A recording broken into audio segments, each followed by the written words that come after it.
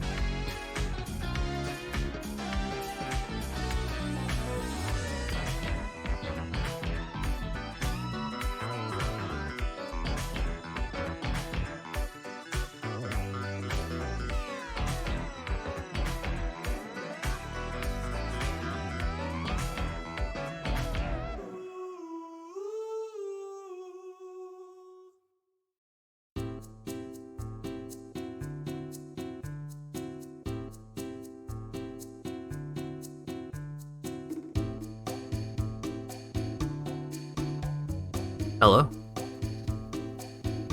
I wanted to listen to Twerp, so I did. What's up? Late stream, probably not gonna be a super long stream, but there were some problems getting dinner tonight, so out of my control, but I got to... One of the upsides to me being the one to go acquire the food is that I get to jam out to some tunes on the way there and back. So it works out that the recommended course of action for today was to play Magic, because I get to continue listening to music.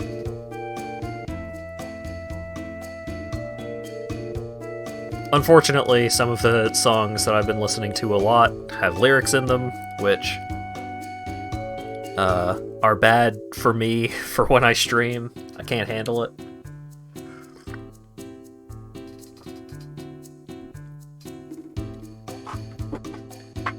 But, yeah, let's go ahead and switch over. Get this playlist going. DJ Cutman, sure. Hey, MTGA Arena, are you going to show up?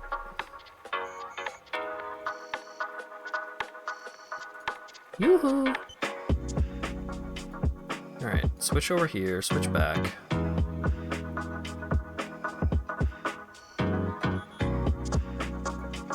Alright. What if I use this capture method? Alright, sure. Fine, be that way. So, this is an excellent little fox fella, but also 3,000 gems, which is a lot. What do we got for... We got Gerblins? I don't really play goblins. Oh, the Pixel Snowlands are so good. 2,500 gems. Ugh, I want those, though. Alright. I've already spent enough money recently on various things. Let's see, what do we got? So these are packs of cards for Alchemy, which is a new Arena-exclusive format, which includes some weird Arena-exclusive mechanics, and also it rebalances a couple of, like, overplayed cards. It's weird. What do we got? Lupine Harbingers. 4/4 for 4 with haste. Enters the battlefield with X +1/+1 counters, where X is the number of turns you've begun since it was foretold. That's interesting. When it dies, draft a card from its spell book, which is Vengeance, which is Oven, which is Cottage. Oh, is it all just cards? Oh wait, no. Cursive, Leeches, Cauldron Familiar, Black Cat. So I guess you can play Cursebound Witch, sacrifice it for value somehow, and then you can tutor up the cat and the oven and get that wombo combo going. Cruel Reality if you're really overstuffed on mana. Ooh, Torment of Scarabs. Classic. At the beginning of enchanted player's upkeep, that player loses 3 life unless they sacrifice a non-land permanent or discard a card. This is from Amonkhet. Or was Torment of Scarabs? I think Torment of Scarabs was from Hour of Devastation. I think that's where all of the Torment effects came up. Torment being you lose 3 life unless you sacrifice a non-land permanent or discard a card. It's basically a keyword that they just didn't have enough cards with the effect to actually make it a keyword.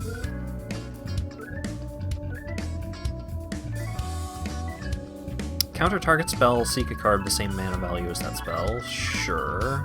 These are just Innistrad cards.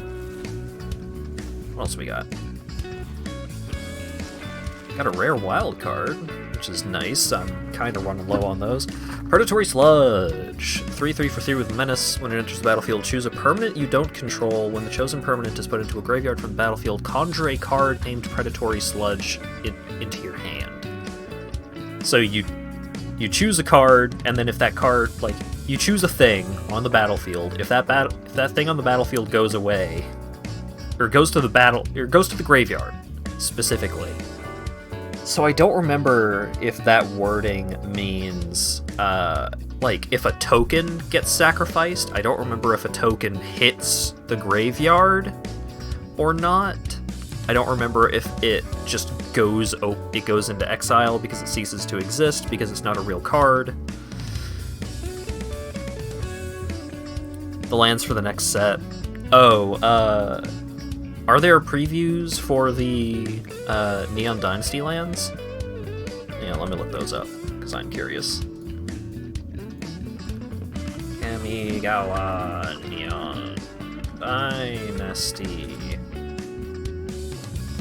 Electrifying first look at Kamigawa Neon Dynasty. Oh! The aesthetic is so good. Alright, Planeswalker.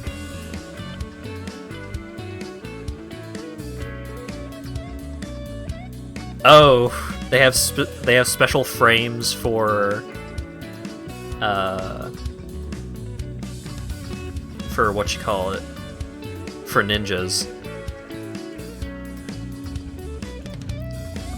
So here's what. Oh, right. Just dragging images into OBS does not work correctly. Oh,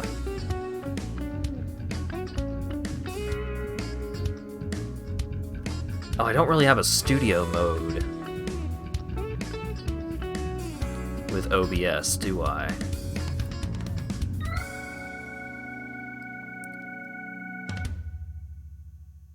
What if...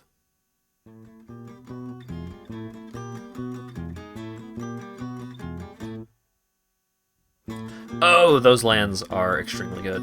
Okay, hang on. Let me see if I can just do a little bit of shenanigans here. But, well, that's not what I... Right-clicking changes the scenes, which is weird, and not what I want.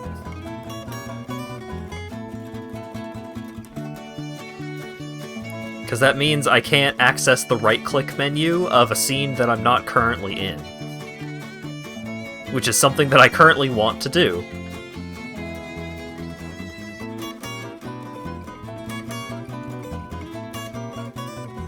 I can't, like, trick it. God damn it. Having to learn new technology. Okay, I got a plan, I got a plan.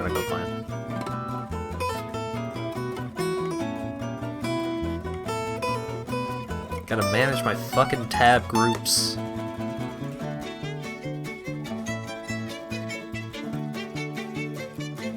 Alright. Move you over here. And then switch to this. Is that good? Okay. This might be workable.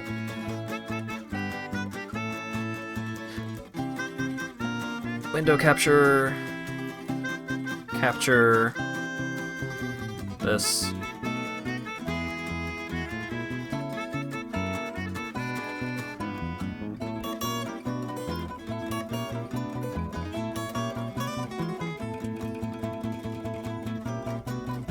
Wait, what did I just shrink? God damn it. This. Shrink. Thank you.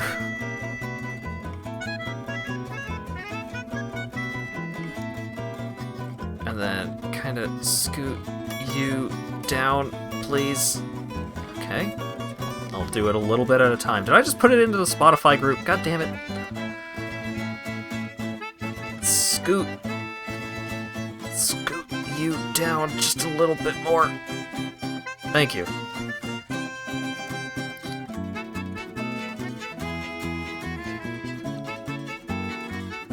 There we go. That was a lot of effort. So, there's a new card frame for ninjas, it seems. Like, ninja cards have this this fancy little border around the edges, which is neat. We've got some fucking incredible looking art, just in general. Igonjo? I have Igonjo, except I have the Igonjo Castle card from when Kamigawa was like 1,000 years before this. Or maybe several thousand years, I don't know.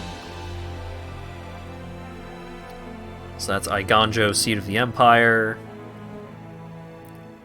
Boseiju. Or Boseiju? Yeah, Boseiju, Who Endures. Yeah, like, look at this! They absolutely nailed the aesthetic. I want a video game that looks like this. This fucking rules.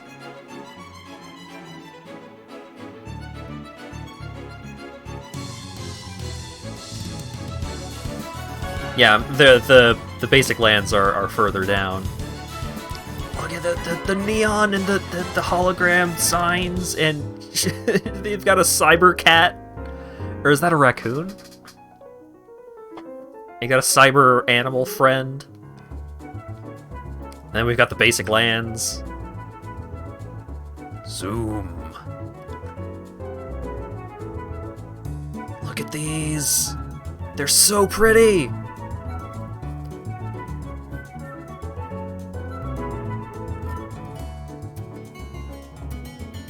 Oh yeah, so these are the planes, in case you're unfamiliar with basic land basics.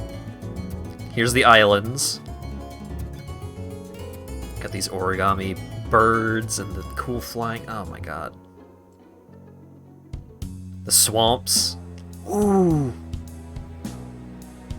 That swamp. So fucking cool. No, it's fine. I mean, it's magic, baby. Here's the mountains.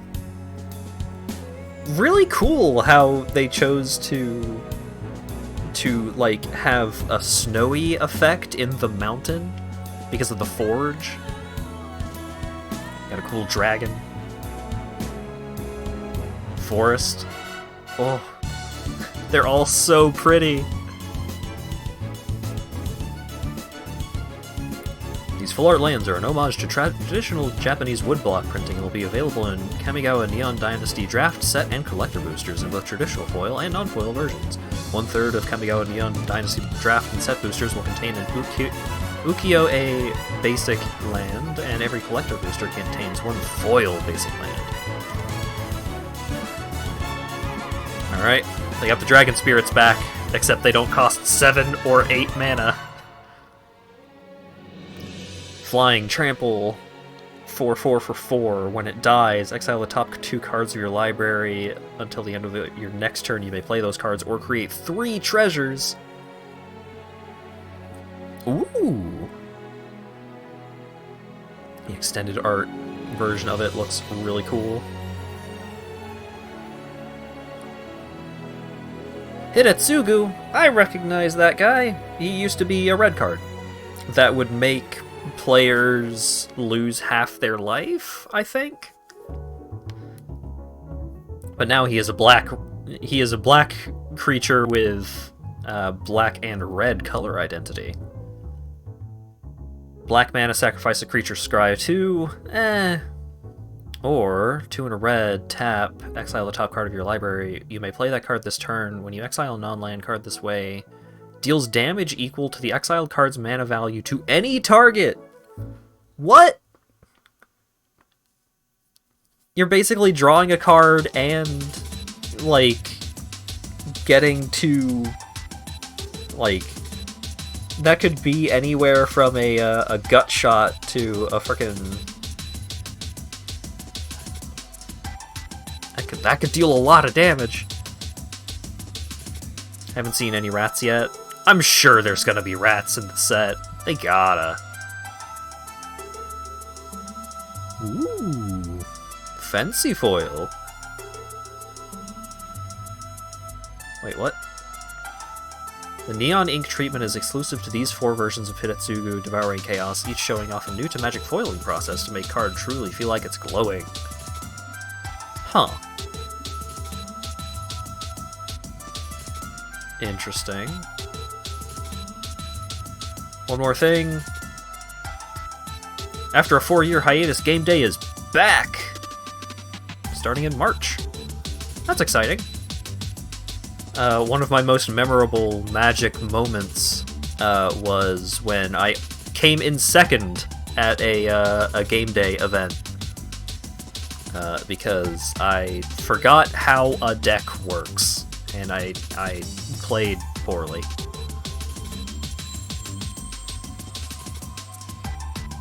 You can get Consider, Faithful Absence, or Atsushi. Alright. That's all extremely cool. I'm very excited for Kamigawa Neon Dynasty. I mean, I already was, but now even more so. Electrostatic Blast. 2 mana instant, deals 2 damage to any target. When you cast your next instant or sorcery spell, exile the top 3 cards of your library. You may play one of those cards until end of turn. Oh! When you cast your next instant or sorcery spell, not this turn. When you cast your next instant or sorcery spell. That's pretty spicy. When the Faithful Disciple dies, draft a card from Disciples. Ooh, Anointed Procession! Love it! Cathar's Crusade, Authority of the Consuls, Sigil of the Empty Throne, All That Glitters, Banishing Light, Divine Visitation. All of these are good enchantments. Glorious Anthem, Gauntlets of Light, Teleportation Circle, Angelic Gift, Spectral Steel, Cleric Class, Angelic Exaltation. That's pretty good.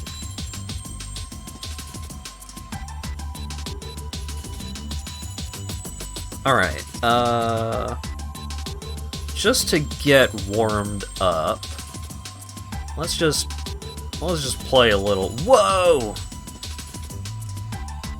This is new. They changed how this looks. Play ranked brawl. Okay. Yeah. Here's all the events. Oh, they just had too many events, and they had to put it off in their own thing. That's understandable. Alright, ranked alchemy.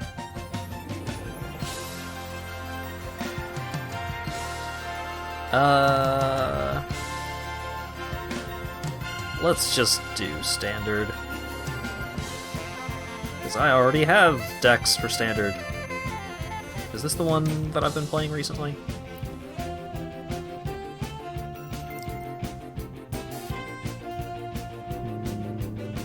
No. No, it isn't. Leonin War Leader. I love Leonin War Leader. I love that card so much. But it is, Oh wait, no, Clerics. Yeah, Clerics. I was having fun with this deck.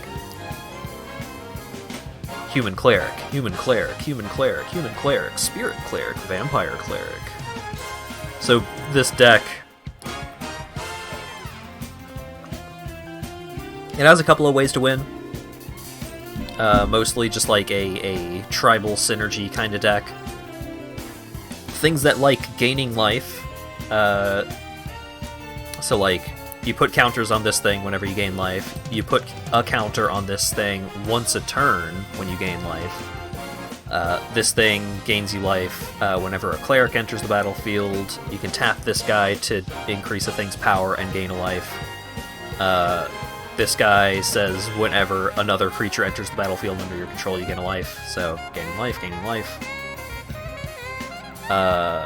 Skyclave Apparition is pretty handy because even though it's not a cleric, it does have two relevant creature types, being core and spirit. So if I need to get rid of something, I can use Pyre of Heroes, which lets you sacrifice a thing and find a thing that is 1 mana more expensive, as long as it shares a creature type with the thing that you sacrificed. So in order to find Skyclave Apparition, I would need to sacrifice a core creature or a spirit creature. Skyclave Cleric is a core, and Voice of the Blessed is a cleric. Or is a spirit, rather. But another cool thing that you can do with Skyclave Apparition is that you can sacrifice Skyclave Apparition to find a core or spirit that's more expensive, and that lets us find Aura, who is a core cleric. And Aura says, whenever he or another cleric you control dies, return target cleric card with lesser mana value from your graveyard to the battlefield. Which is really handy, so if this guy dies, then I can go find, like, any other cleric in my deck that has died already. Which is really handy. So it's like, oh no, you killed my Aura, well I guess I'll go find Elite Spellbinder, or Skyclave Apparition, or Righteous Valkyrie, or whatever. Or not Skyclave Apparition, but I can go find a bunch of stuff. So, this deck is pretty cool and fun.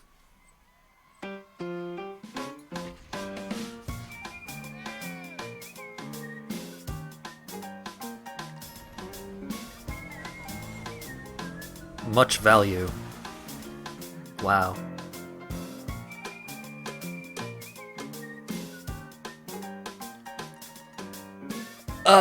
Well... Technically, this hand has lands in it. It's not a good hand. Alright, that's much better. Still a little awkward, but...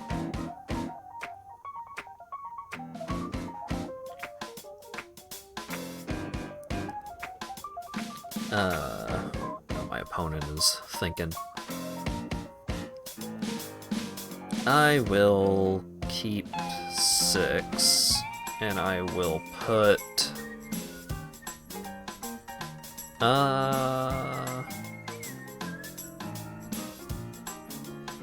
I'll put Traveling Minister away. Because I'm not going to be able to play it on turn 1, and it's, like, after turn 1, I'm going to have other things that I could be playing instead. So, start out here. Make it a little harder for the opponent to know what I'm playing. Are they on mono white aggro? They are. This is not a great hand to play against mono white aggro. Especially because I don't have another white source, so I'm not going to be able to start hitting his stuff with Skyclave Apparition, so if he plays Luminarch Aspirant, I'm probably going to lose this game.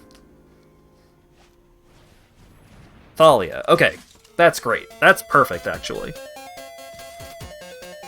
So I don't really have any other... Well, ooh. Oh no, I can't play my Pyre of Heroes for 2 mana, but I already have one, so it doesn't matter.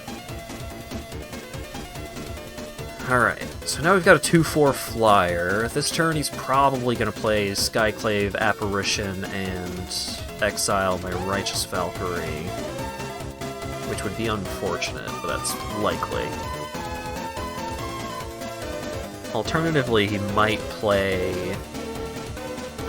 there's a couple of different things that he could play right now that would be bad for me. Okay. That's not too bad. It's not great, but it's not too bad. So next turn he's going to double spell, get a spirit of some sort. Now... No, I do need to play Skyclave Cleric as a land. Mono White doesn't really have any discard spells. Nah.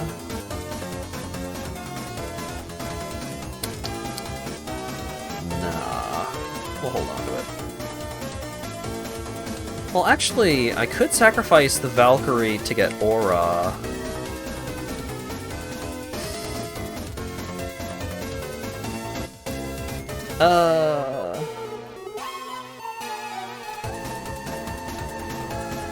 Yeah, let's get Aura, because I think I'm pretty sure he has lifelink. Yeah.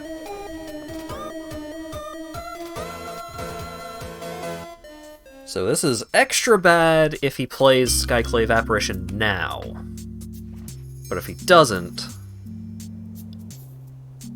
then having Aura out is pretty good. Alright, Intrepid Adversary. Gonna pump his board. I will trade off Clarion Spirit for Aura. So that mitigates 3 of the damage. Righteous Valkyrie comes back out anyways. Another Pyre of Heroes! That's not good.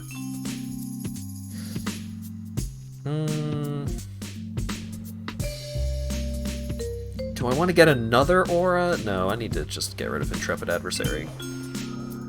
Get out of here. Hold Righteous Valkyrie back, because it's a 2/4, and that makes for really good blocks.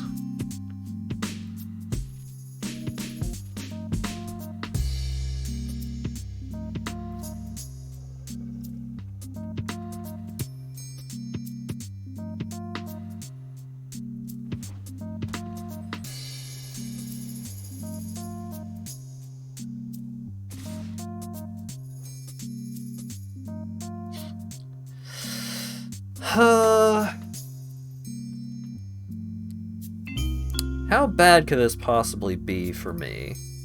What might he have?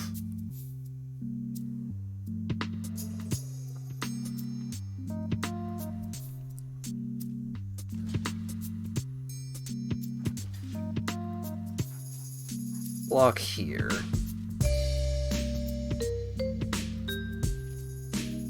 He's got 5 mana, 3 cards in hand. Just a pump spell? Okay.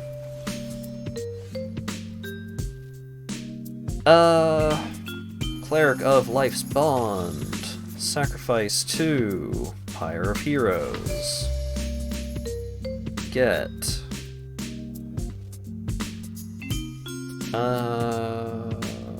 Righteous Valkyrie.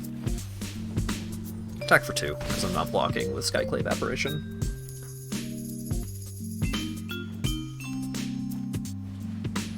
Intrepid Adversary, pump for a lot. So he's getting in for 4. That's okay.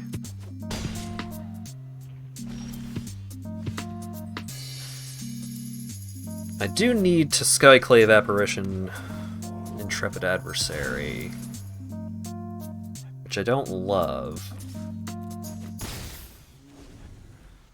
It'd be cool if I drew another land.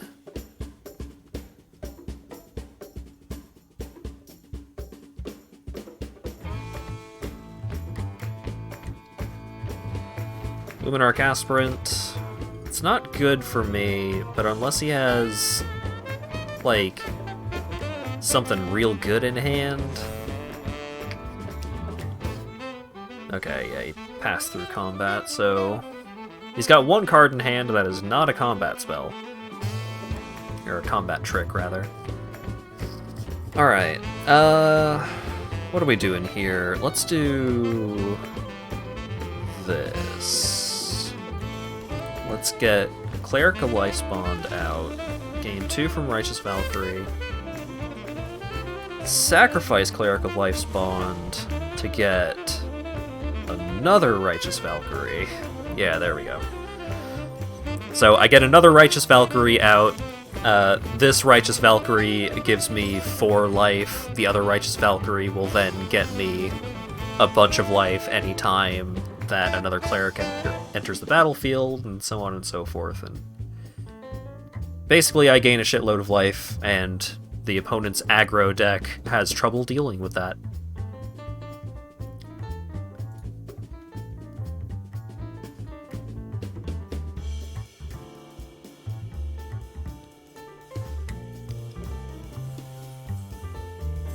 Alright, let's do...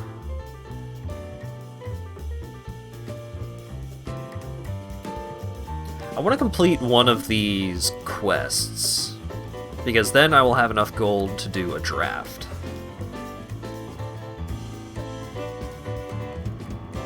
That's my goal.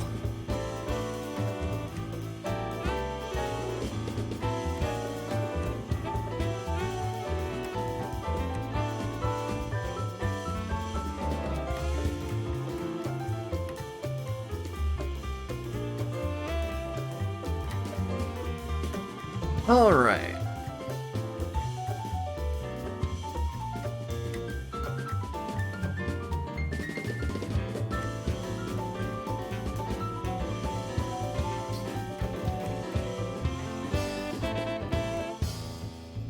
So, I was pretty disappointed with both of the new Innistrad sets.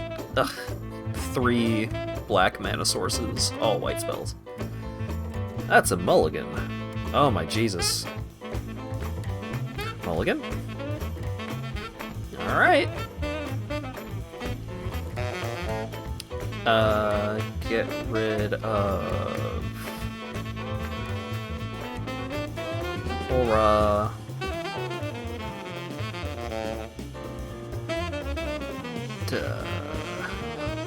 Hive of the Tyrant. But yeah, so, the new Innistrad sets. I'm a big fan of Aristocrats decks. I like dying and being dead. That's usually my game plan. The new Innistrad sets had, like, nothing going on in terms of, aristocrat stuff. All of the new vampires were very oriented towards the new blood mechanic, where you generate blood tokens, and these blood tokens, you can sacrifice them for 1 mana.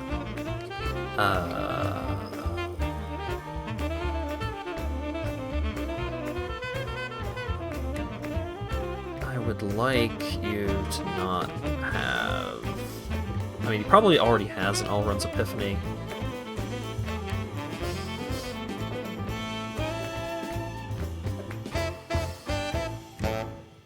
Actually, get rid of Environmental Sciences.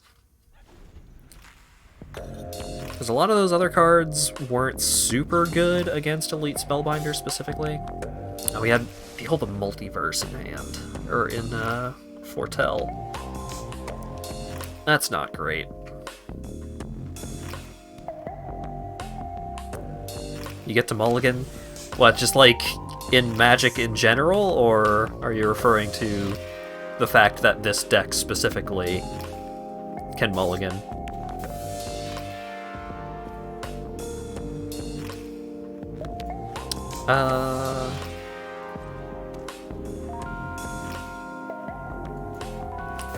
Let's get out Pyre of Heroes and Luminarch Aspirant. Put a counter on Elite Spellbinder, Kraken for 4.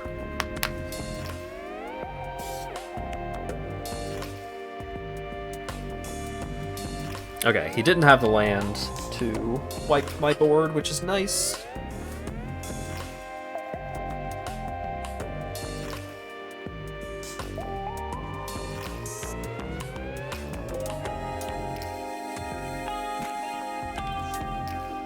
Spikefield Hazard, yeah. That makes sense.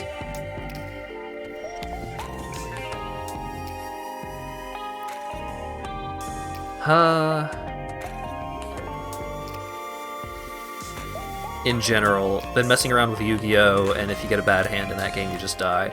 Yeah, well, most games of Yu-Gi-Oh! Are also just determined basically immediately.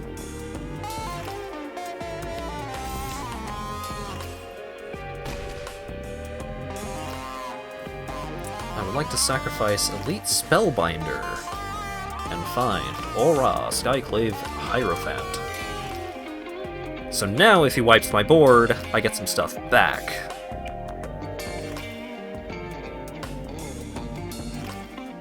And he's got options to do stuff that isn't that.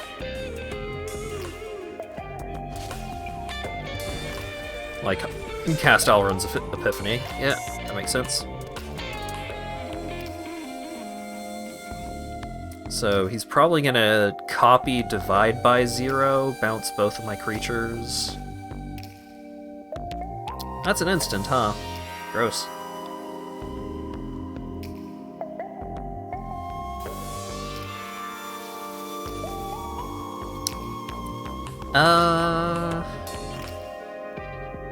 Combat. Counter on Luminarch Aspirant.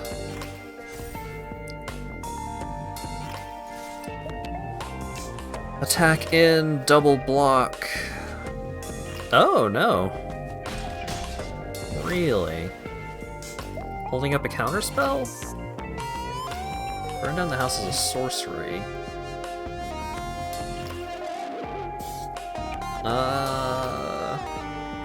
Hardcast Elite Spellbinder? Get it countered?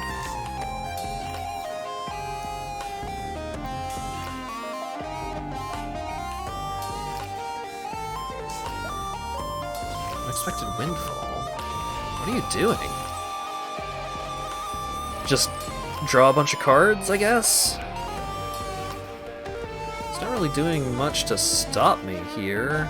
And I do get to yoink a card. Spells can't be countered. Everything in the graveyard has flashback.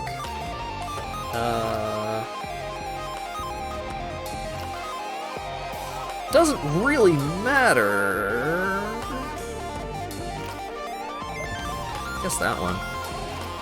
Because he has a shitload of treasure, so he's going to be able to cast whatever he wants anyways, but he still can't wipe my board, is the thing. Because if he tries to destroy all of my stuff, then I get a bunch of stuff back. Take 2 extra turns. There's nothing I can do to stop that.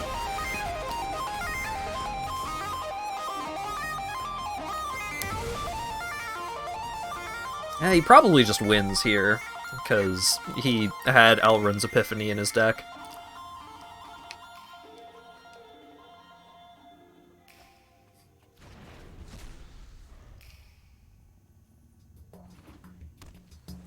But yeah, thinking about Yu-Gi-Oh! I played a bunch of Duel Links. I played a Fur Hire deck, or Mercenary Fur Hire. And that deck was fun, but basically everything, like, every game of Yu-Gi-Oh! That I played was determined immediately. Nothing I did, like, Yu-Gi-Oh! Is such a non-interactive game. Or at least the Duel Links version of it. I know you start with more life in the, Ooh, that's very nice.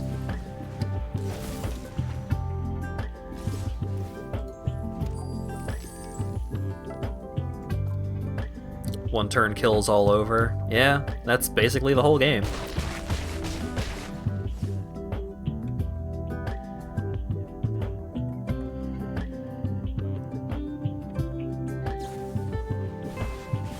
Yeah, I do lose. I mean, Yu-Gi-Oh! Is playable. It's just...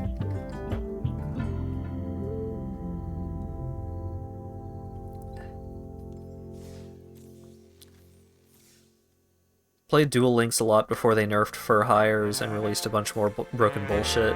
When did they nerf Fur Hire? When did that happen? What do we got? What do we got? What do we got? Mythic Wildcard!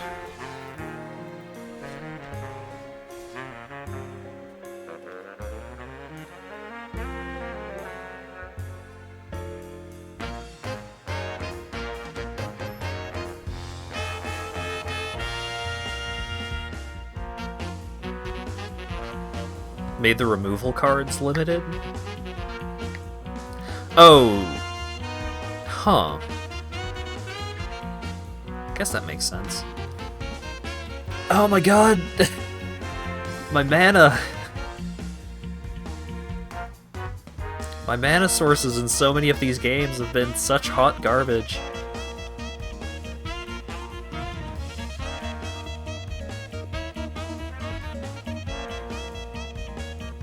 I mean, I've got Pyre of Heroes, I've got 2 mana, I've got things I can cast with 2 mana. But I'm not going to be able to cast any of it until turn 3. Sure.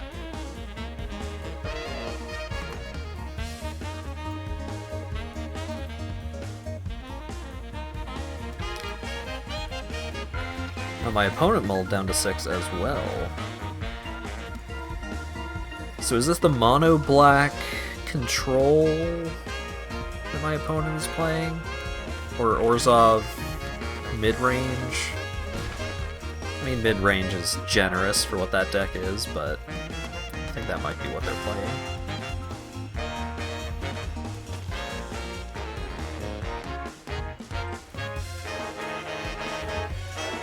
Gain a life, put a counter.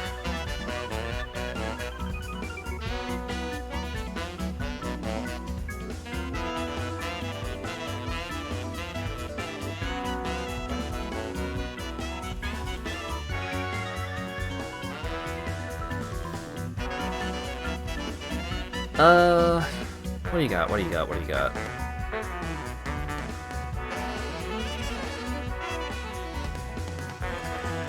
Let's play out Righteous Valkyrie.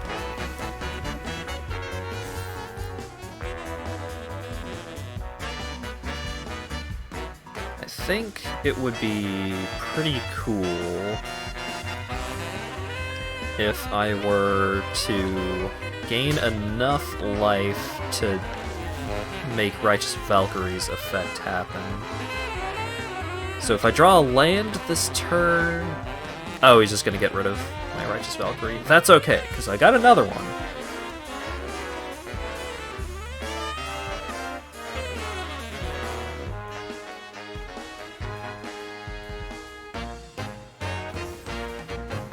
Oh, destroy target creature. That's still fine. Well, I know he has the Necrotic Fumes, so he's probably going to use the Necrotic Fumes on Cleric of Life's Bond if I don't do anything. So let's play out Pyre of Heroes, make Cleric of Life's Bond bigger, attack.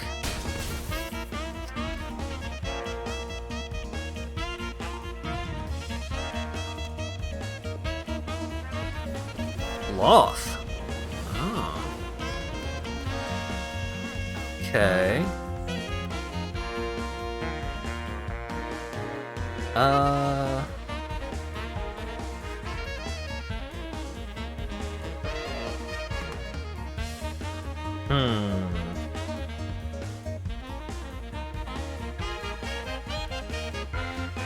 So, he has Necrotic Fumes in hand.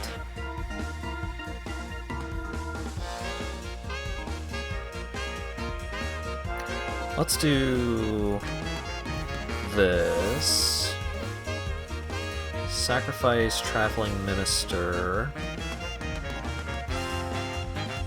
to get... I don't know.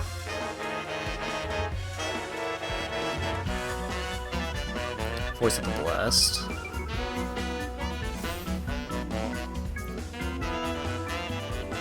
Play the backside of Agadim's Crypt.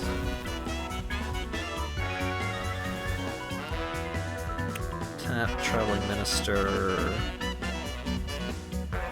There's Life's Bond.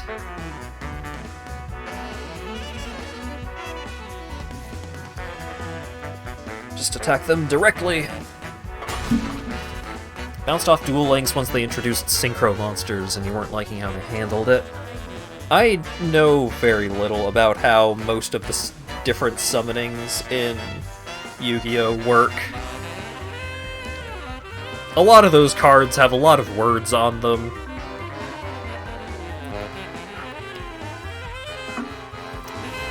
Oh, Necrotic Fumes on... Oh, okay. I thought he was targeting Voice of the Blessed. That makes sense.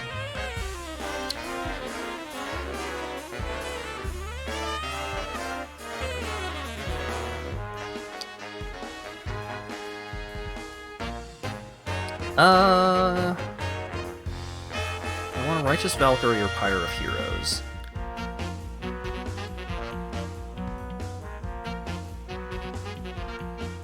I want a Righteous Valkyrie. Because then I tap Traveling Minister, and that brings me to 27, and my stuff gets big.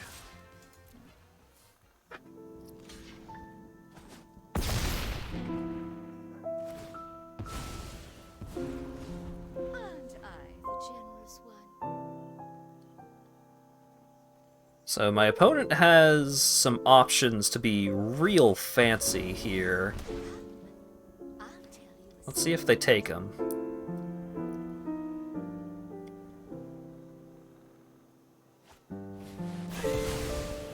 Blood on the Snow, makes sense.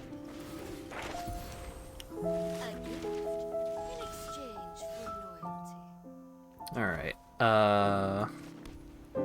Plains... Skyclave Apparition, exile a Professor of Symbology, sacrifice Skyclave Apparition, they get a spirit, that's okay, get Aura.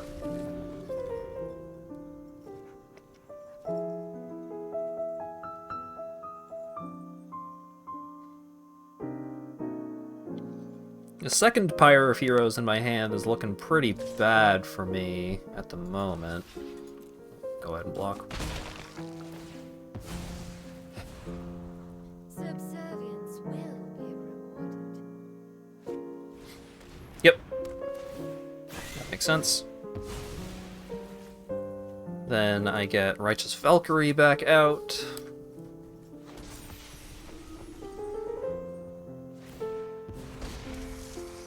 We will slay our enemies.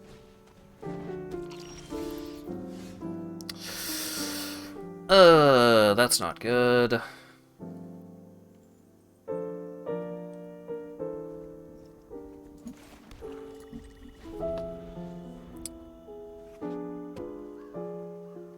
I believe in the heart of the cards. Does a sleight of hand to draw what I want out of my jacket. Yeah. I will what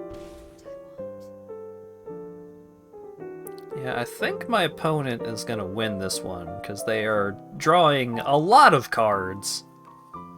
And I am drawing lands and Pyre of Heroes, which does nothing on its own. Good minions are loyal and deadly. Edgar!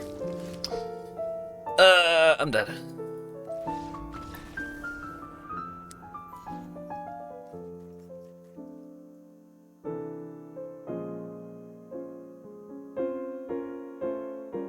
Alright, how many more spells do I have to cast? 4 more.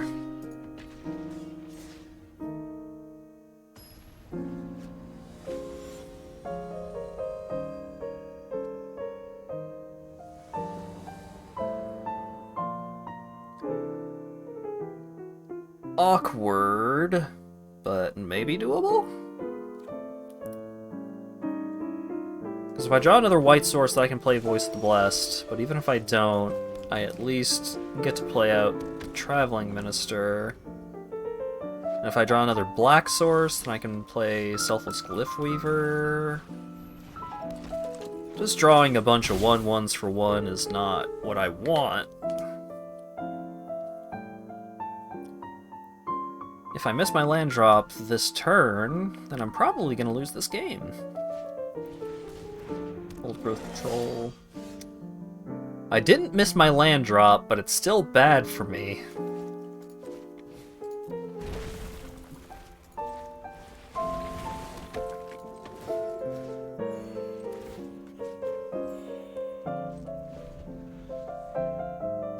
Synchro Summoning is fusing 2 monsters and summoning 1 equal or lower value than the combined levels of the monster sacrifice. To trigger it, one of the monsters need to have the attribute Tuner.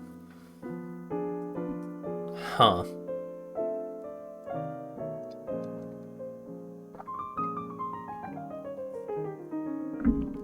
One of the problems that I have with Yu-Gi-Oh! Is that so much of what happens in Yu-Gi-Oh! Doesn't happen in your hand.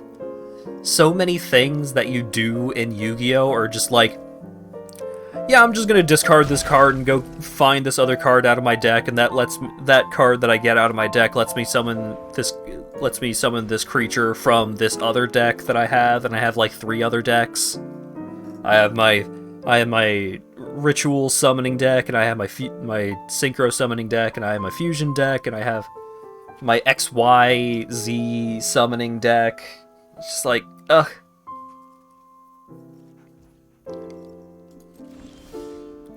In Magic, being able to go find something out of your library is such a big deal.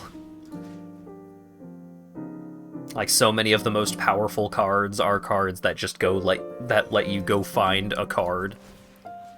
And in Yu-Gi-Oh, that's every card. Also, I'm gonna lose this game because I'm just not getting a second white source. Well, next turn I'm going to be able to cast Aura, regardless of what I draw. So that's going to be good. But my opponent has very big creatures and a bunch of mana. And they're probably going to play Essica's Chariot.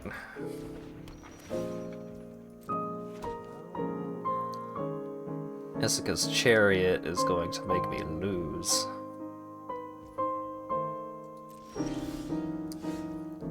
Well. Aura, aura, aura.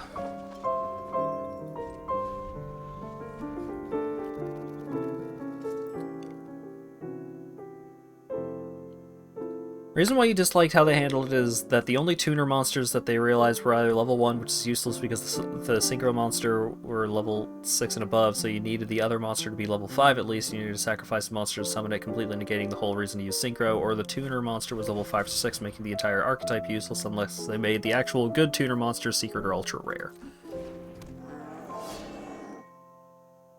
So if you wanted to make a good synchro deck, you needed to sink a lot of money. Great. Yeah, that sounds like Yu-Gi-Oh!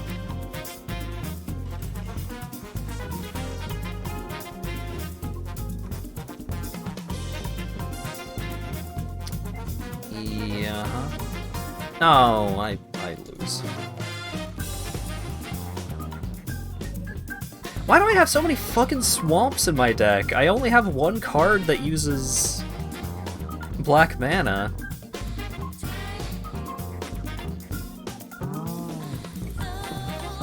Well, okay. I completed my quest, so I can go do a draft, but first, I want to fix my deck.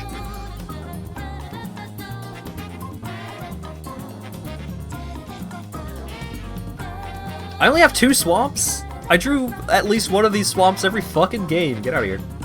I don't want you. Planes.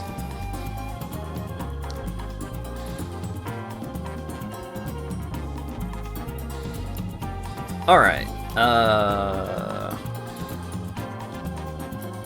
Quick draft Kaldheim. I don't want to draft Kaldheim. Oh. Dang it. The premier draft costs. I don't want to draft Kaldheim. What's Welcome to Alchemy? What's this? Welcome to the debut of Alchemy, the newest format on MTGA Arena. Alchemy contains all the sets from standard plus new cards from a special release each set. Alchemy is fully digital, which means in addition to new cards, you can expect to see functional adjustments to cards in the format on a regular basis.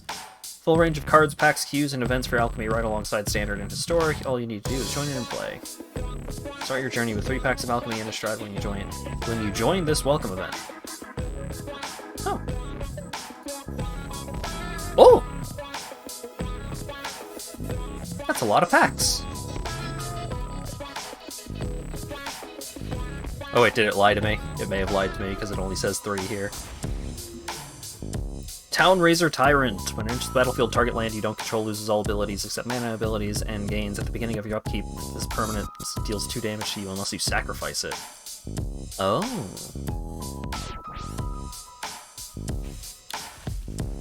Avalanche Riders are in Historic, aren't they? Fight card, sure.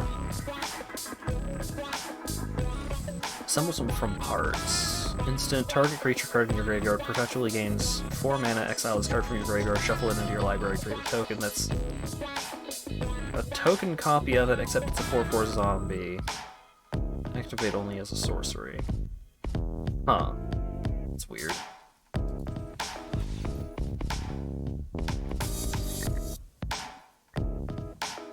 Alright, select format historic. Destroy target.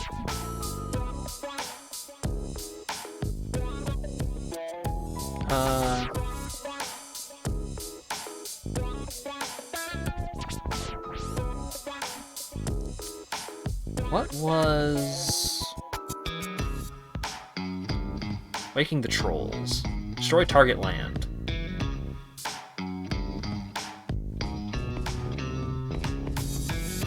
Can we see these cards a little better?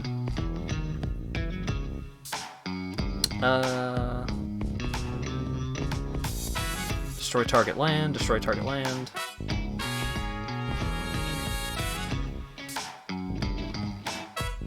There was another...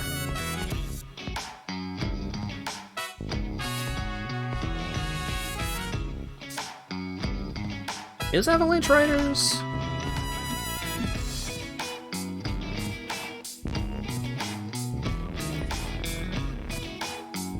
Include not collected.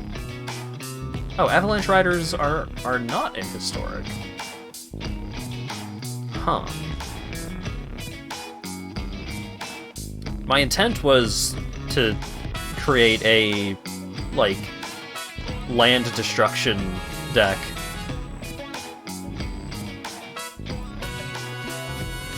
Target land. Oh, Stone Rain was in Historic. Okay. It's a rare, though. Dang it.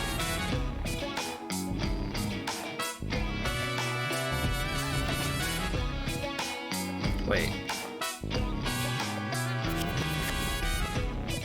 Huh. Destroy target land. Destroy target land. Deals 20 damage to each creature and planeswalker. Funny, but not great.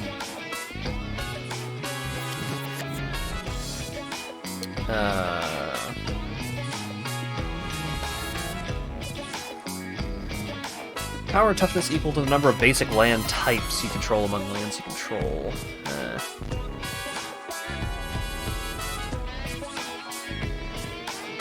Start a land card. Waking the Trolls.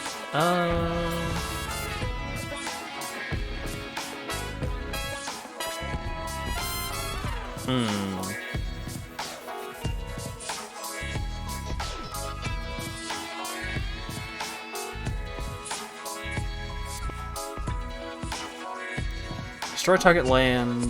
Its controller may search their library for a basic land.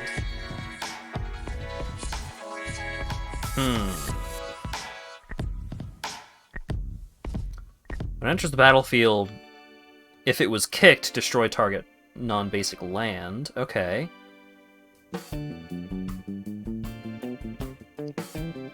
Maybe I can make this work.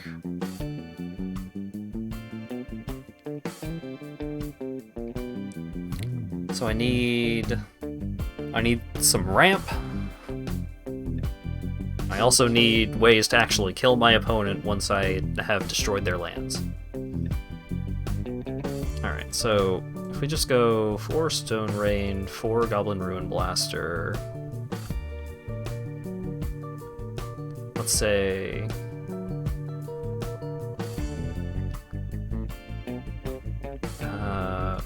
4 of these. Go ahead and toss in 2 of these while I'm in the neighborhood.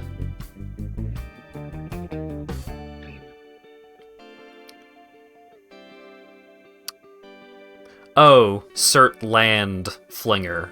Got it. I was confused why this card was showing up.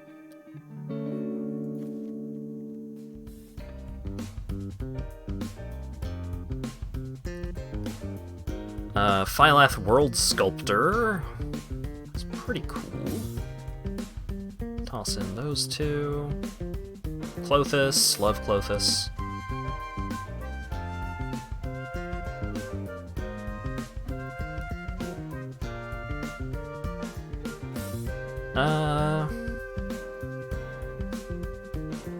Create a plant for each basic land you control. Sure. Destroy target land with an activated ability that isn't a mana ability. Nah, probably not.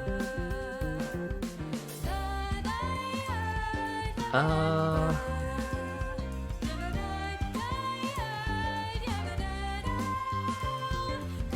there any green cards that'll do what I'm trying to do here?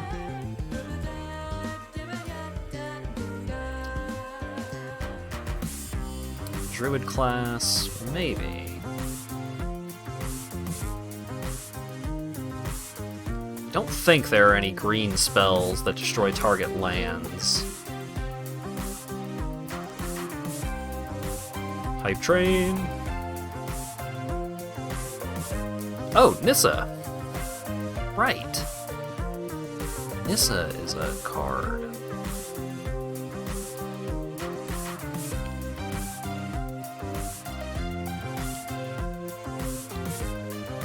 Finding the Old Gods. Do I want to make this into a Jund deck?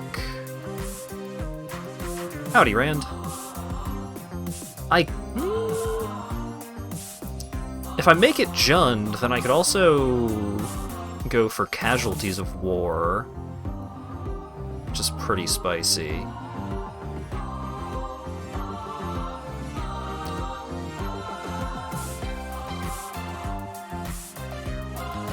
If that's the case, I would want to get rid of Thylath,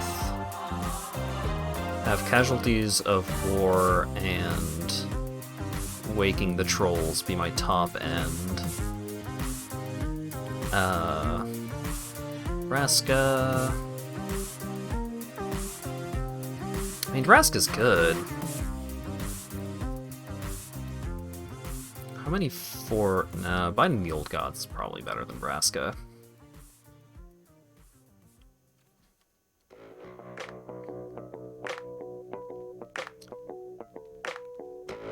Cavalier of Thorns is a pretty solid way to win. I think what I need at the moment, I think I need to start tossing some ramp spells in here.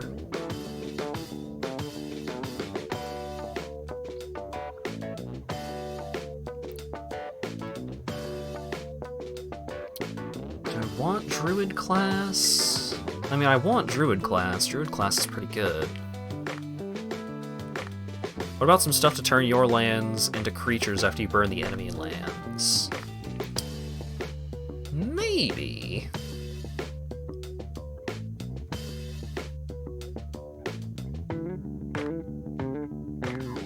Oh, here's another destroy target land card.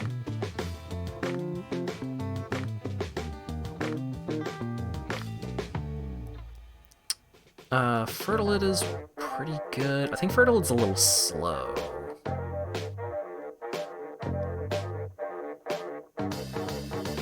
Primal Adversary is pretty good as a turn your stuff into lands and then throw them at the opponent kind of deck. Awaken of Vitu-Ghazi. It's cute, not that great.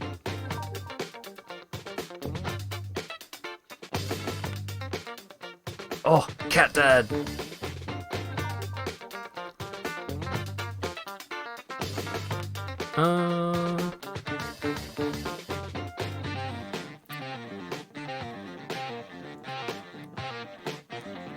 Let's look at green. Add. Alright, so we've got Land of War Elves for 1 mana acceleration, which is pretty good. Probably just want 4 of those. Not allowed to play Channel in this format. Reasonable. Paradise Druid. Now, do I want to go with the Paradise Druid route or the Lotus Cobra route?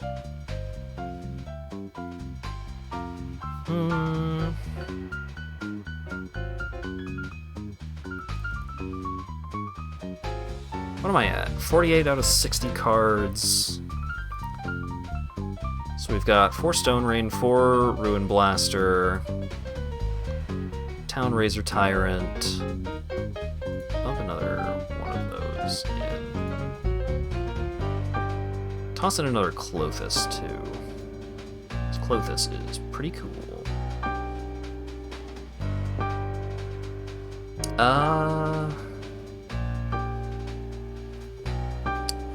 Let's see. Could play a Zusa in this deck? It's a little slow. I kind of want my ramp to be 1 mana, I think. And if that's the case, the other 1 mana ramp that we have would be the Goose. The Goose is loose. Alright, so we've got 8 pieces of 1 mana acceleration. And let's toss in Lotus Cobra. because Lotus Cobra is really good at getting us from 2 to 4. Because we have stuff to do at 3, we have stuff to do at 4. And then we also have some haymakers at the top end.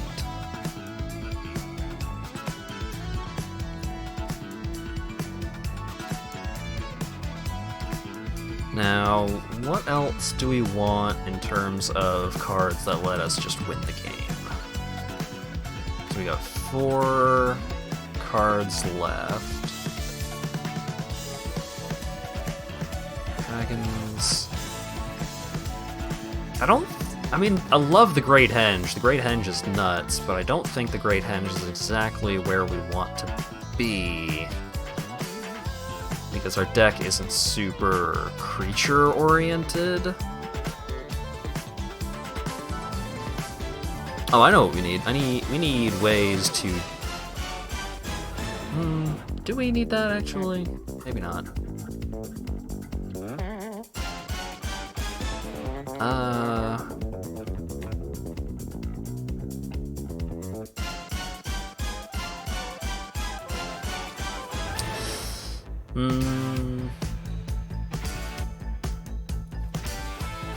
Woodland Cemetery, sure. We do need mana base.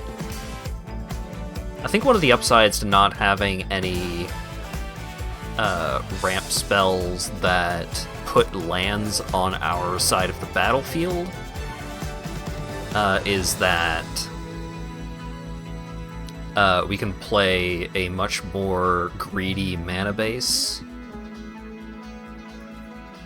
Overgrown Tomb. Deathcap Glade, sure. Oh, we could play... Call it. Where's that wolf?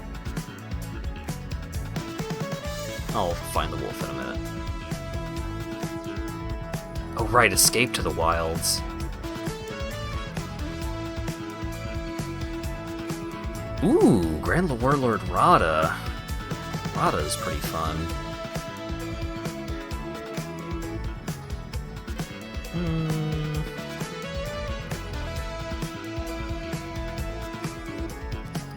I don't know.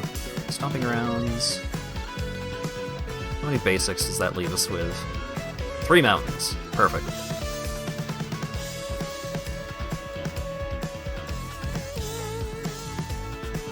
Oh, I don't have any Burning Tree Emissaries? Burning Tree Emissary is probably a decent option here. Right?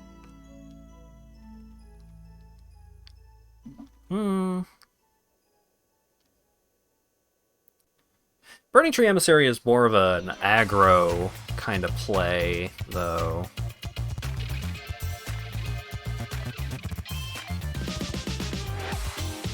Oh wait, do I have any of the... Oh right, there wasn't a Jund Tri-land in Ikoria. Alright.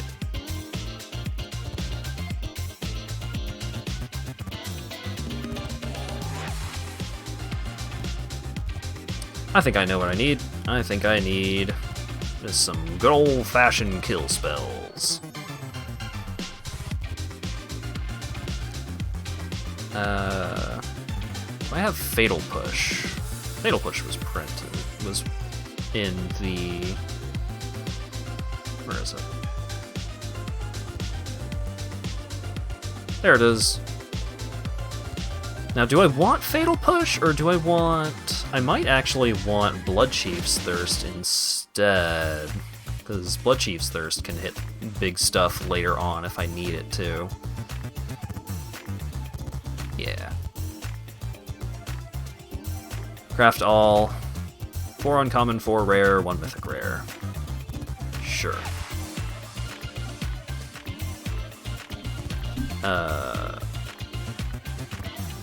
Land destruction.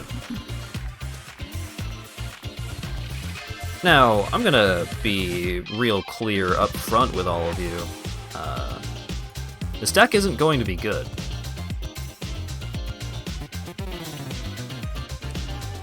but I might be able to completely demoralize my opponents.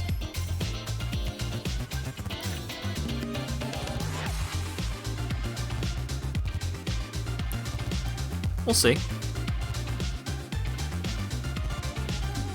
What do we got? We got a Stone Rain, we got a Blood Chief's Thirst, we got the Knotfold Slumber Mound.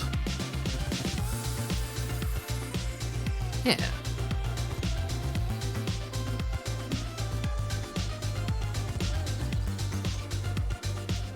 Are you mind breaking again? A little bit.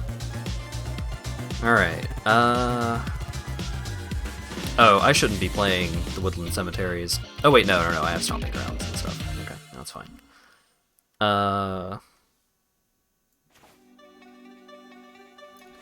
This guy on his own is fine. You can have that guy.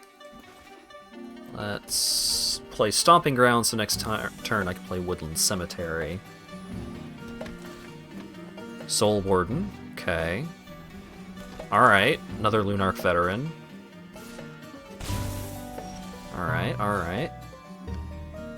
So let's... Woodland Cemetery, and... I could go Elf, Blood Chief's Thirst, and then, like, Shatter Skull Smashing. Kinda just want a Stone Rain.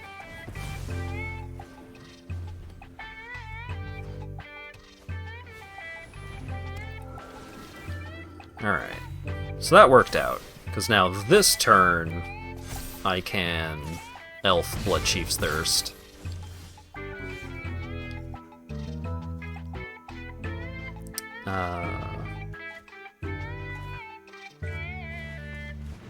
Elf. Goose. Darkboar Pathway on black. Blood Chief's Thirst. Kill Voice of the Blessed.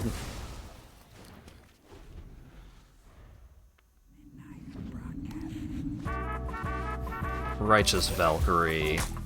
That's bad. That's very bad for me. I'm probably gonna lose this game because my opponent had a really good hand. Oh, I could Casualties War.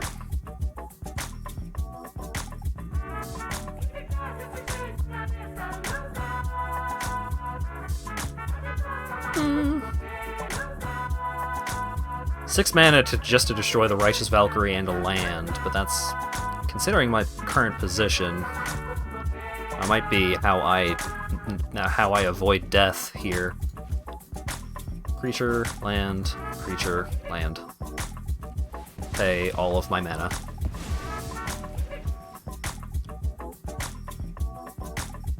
Do I want to hold on to Shatter Skull Smashing? If I hold on to Shatter Skull Smashing, then I can, like, maybe just blow up all of his creatures.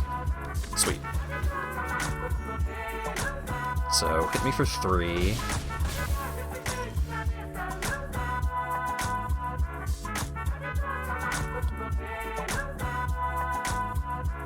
So... Overgrown Tomb, Shatter Skull Smashing for 3. Oh wait, no, for 2. Divided among 2 target creatures and/or planeswalkers. Yeah. So, Soul Warden, Luminarch Veteran.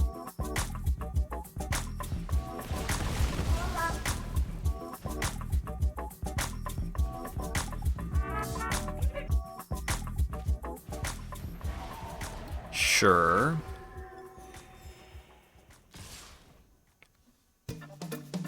I mean, this was a pretty bad matchup because his deck is totally fine with having barely any lands.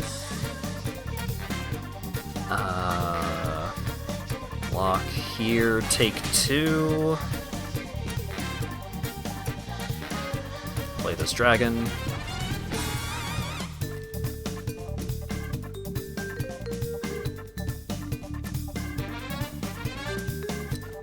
Play another goose.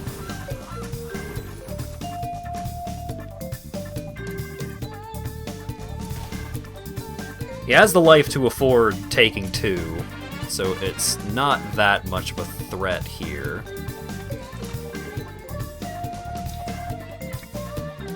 But just the fact that I have a 4/4 now is going to help out a lot here. So that's 6 mana.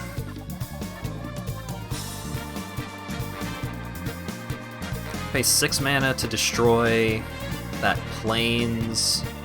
He needs 4 mana to uptick Cleric class, so I don't really need to do that right now. So let's play Stomping Ground, sacrifice food, gain some life. Do I want to attack? If I attack, that leaves me open to a crackback, and I cannot handle attacks as well as he can. Dawnbringer Cleric, sure.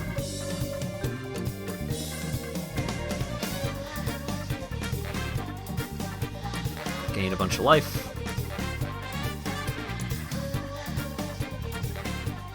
Create a food. Sacrifice a food. Gain some life. Ooh! You love to see it.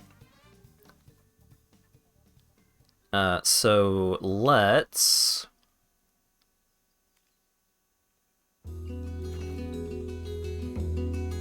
Yeah, let's just do it. Creature, enchantment, land. Destroy Impassioned Orator, Cleric class, and this land.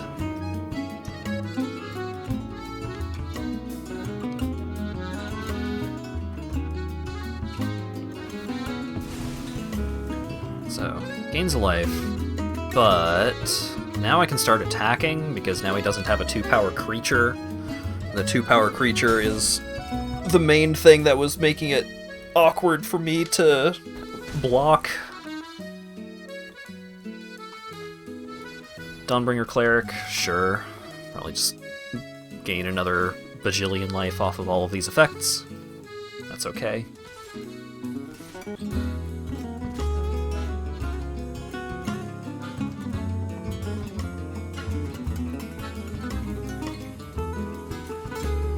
Block, block, take 1.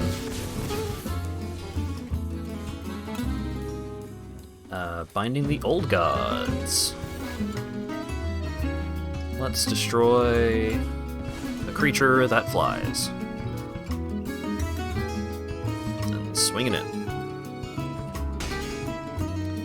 And I have the the mana to make a food. Land Righteous Valkyrie. Fuck.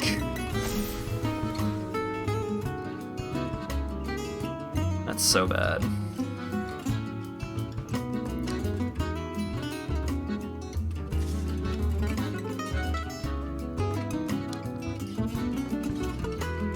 Block. No, don't double block. Block, block.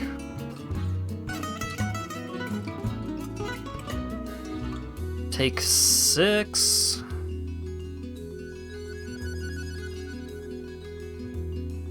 Go to 1. Yeah. Make a food.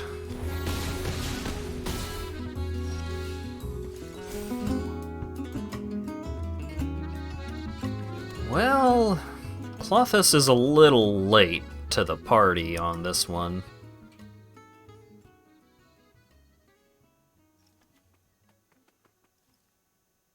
Yeah, I lose. Damn it! Ah. That was a bad matchup. But also, it was a learning experience. I'll tell you why. Because I learned that I need sweepers.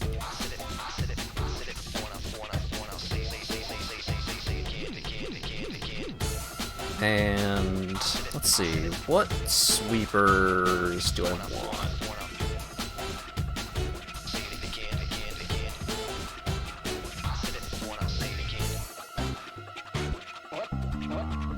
I think what I want is mythic rare. Oh wait, that card wasn't a mythic rare, was it? Oh wait, no, it is. Okay. Meathook Massacre. Whenever it enters the battlefield, each creature gets -X until end of turn. Whenever a creature you control dies, each opponent loses a life. Whenever a creature an opponent controls dies, you gain a life. It's great.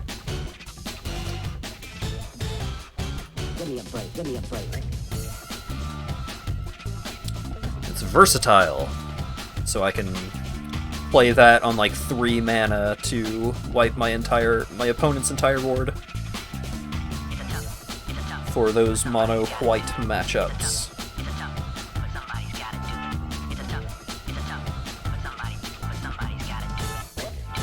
I don't understand what's going on here. Cobra, Goose, and the Town Razor.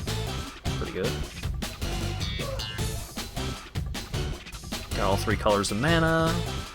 Got Shatter Skull Smashing, just in case.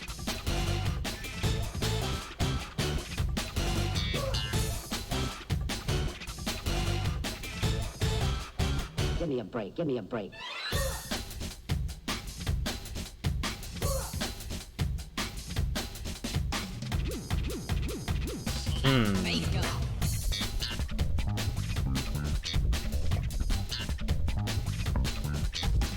I think this is a decent keep. I do worry that not having like a Stone Rain right out the gate is going to be not great for me, but there are so many Stone Rain equivalents that I could draw into. Blue-white control, or more accurately, it's probably Jeskai control. I don't understand.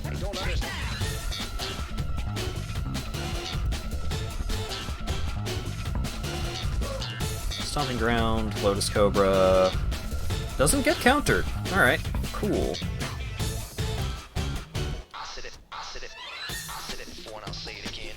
Alright, holding up counter.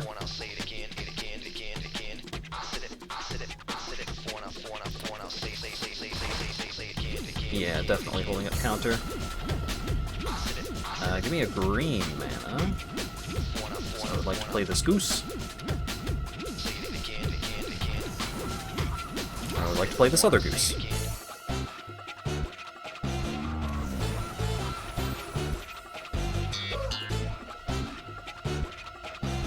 I don't understand what's going on here.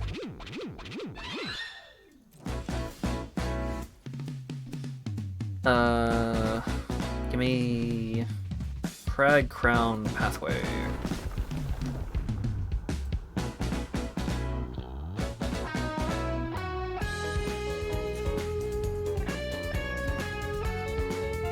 I got a bunch of mana if he tries to hit me with a non-hard counter.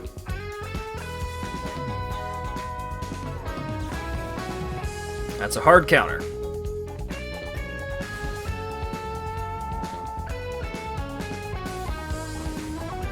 Something Yu-Gi-Oh! Has that Magic doesn't have stupidly cute cards. Yeah, there's not quite as many cute cards in Magic, which is unfortunate.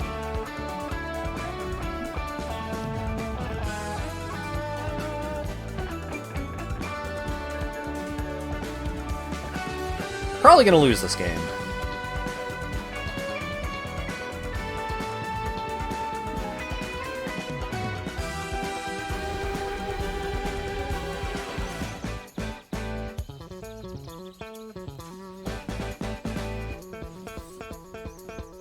Cast with Kicker. Cast with Get Countered. Oh. Alright. Temple of Enlightenment.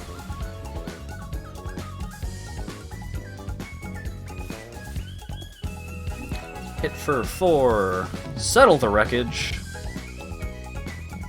That's annoying, but that's fine. Get a mountain.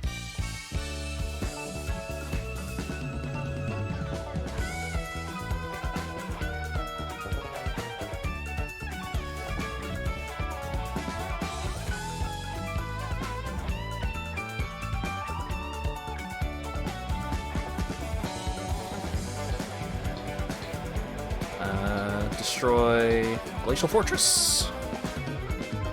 Take them off blue mana. Sacrifice a food.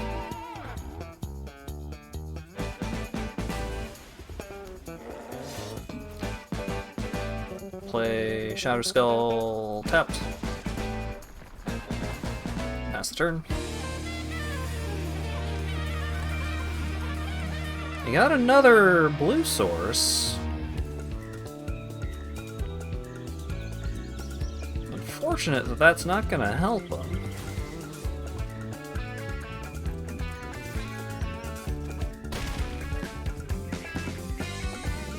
I gotta tell you, playing a land destruction deck and just keeping a blue-white control deck off of blue mana feels pretty good. I don't feel bad about this at all.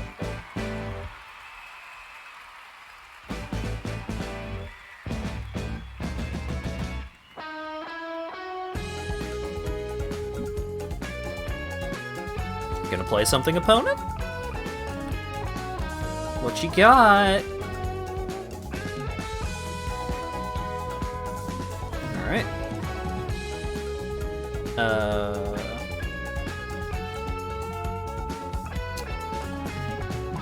Destroy your beach.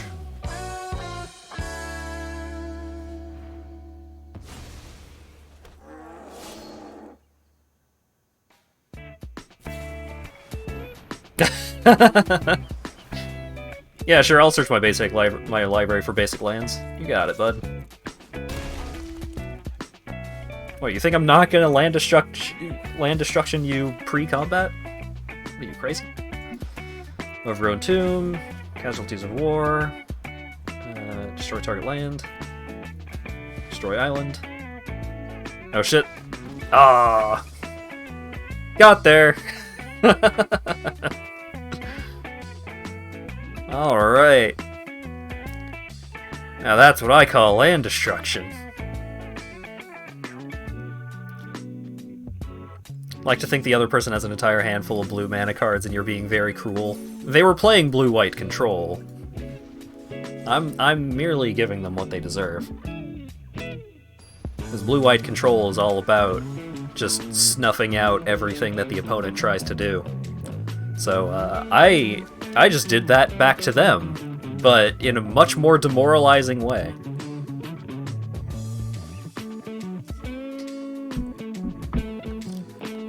I will keep. Overgrown Tomb, Land of War Elves. Hopefully I draw an untapped red source this turn. That would be nice. Opponent is on elves, huh? Alright, that's not an untapped red source, that is a tapped red source. That's okay. I'm not gonna let them go tradesies on Elvish Visionary. They already drew their card. They would go tradesies on an elf all day, every day. Alright. Elvish Archdruid.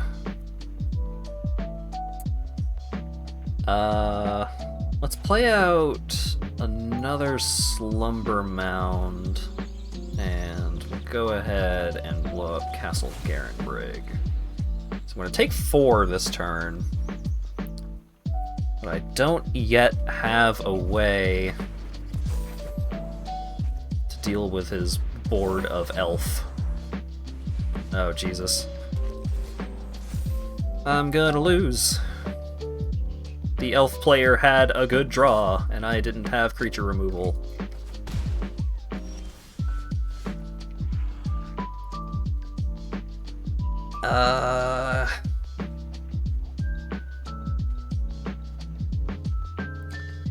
Because land destruction doesn't even matter anymore, because all of his mana is coming off of his creatures anyways.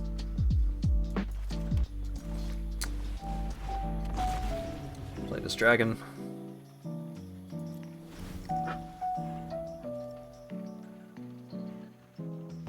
Yeah, it doesn't even matter. He does not give a shit about his lands. This is a very bad matchup. Oh, God. Alright. Alright. No, I get it. I get it. All of your elves get plus a million, and you have 18 of them. I get it.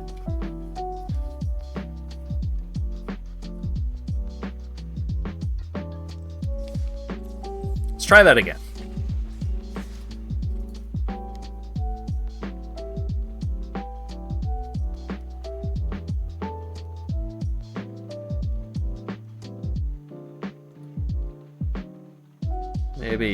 Maybe we'll have better matchup than that.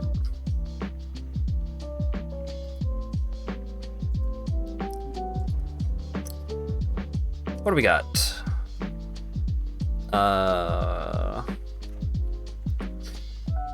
Slumbermound is awkward. I mean, I could Goose first turn instead. So like Darkboar Pathway, Goose, not Vold Slumbermound, Elf, then Town Razor Tyrant.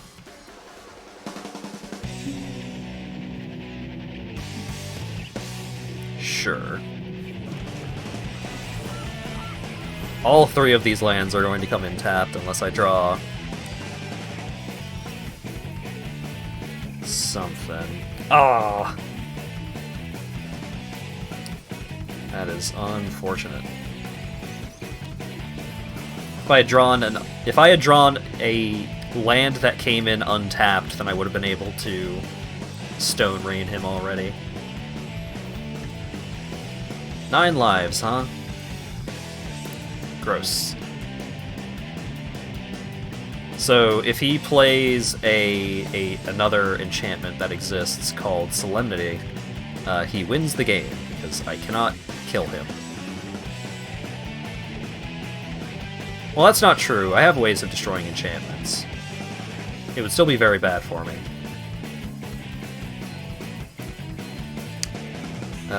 Yeah, Stone Rain.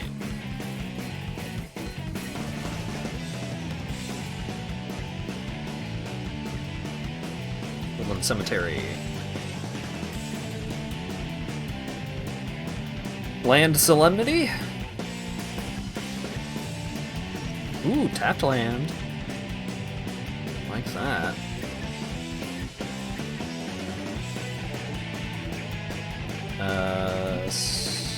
Oh wait.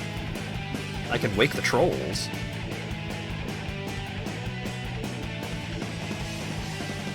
Yeah, let's wake the trolls.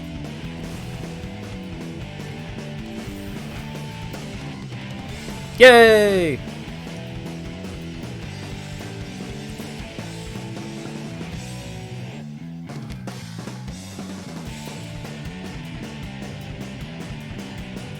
We're doing it. We're doing it, chat. We are demoralizing our opponents into victory. How many untapped red sources do I have in this deck? I feel like it's not enough. Woodland Cemetery should probably not be here.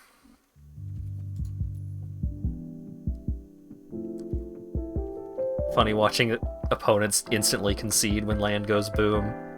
It turns out you need lands to play your spells. So if your opponent makes your lands go away, that's bad.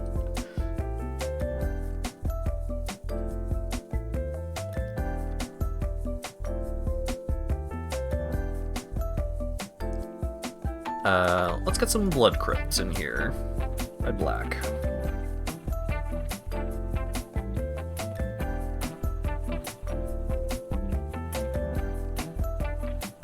Yeah.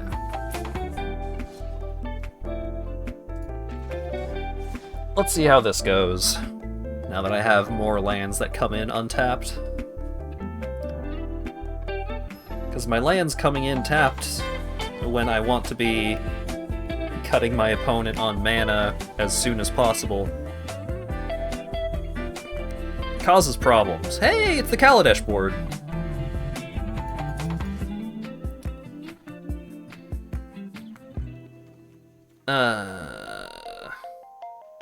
I got 2 Stone Rains, but both of my lands come in tapped.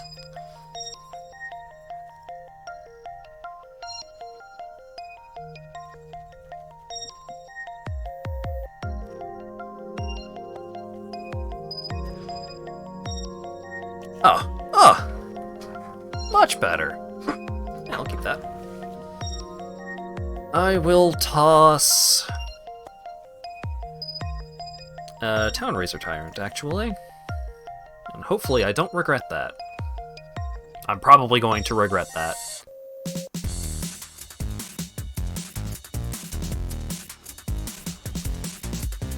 Overgrown Tomb tapped.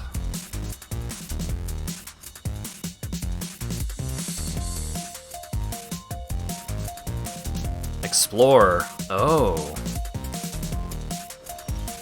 Green-black ramp, huh?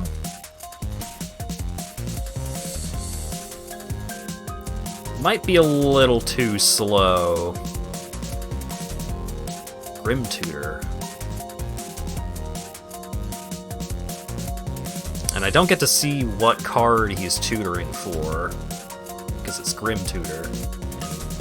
Grim Tutor, just, you get to look for any card, and anytime that you get to look for any card out of your deck, usually part of the value in that is that you don't have to show your opponent what you get. Alright, well, let's go ahead and play this. Give me a green mana, it doesn't matter. Goblin Ruin Blaster. Cast with Kicker. Destroy Overgrown Tomb. It's a very good thing that he played that Overgrown Tomb, too, because Goblin Ruin Blaster can only destroy non-basic lands. And all of his other lands are currently basic. Alright, what's he gonna get? Basic Forest, Aetherflux Reservoir. Alright, that's fine. Stone Rain, one of your forests. Hit you for 4. It would be cool if I draw an untapped land. That's not an untapped land. Oh right, Lotus Cobra. Okay, that's fine. Red mana. Play out Goblin Ruin Blaster with Kicker. Oh wait, no. Fuck. Oops.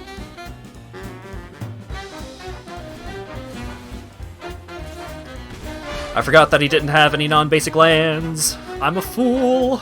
I probably still win, but I'm a fool. I overpaid for a creature, and doing so forced me to destroy one of my own lands, but I still won. And it's just that easy.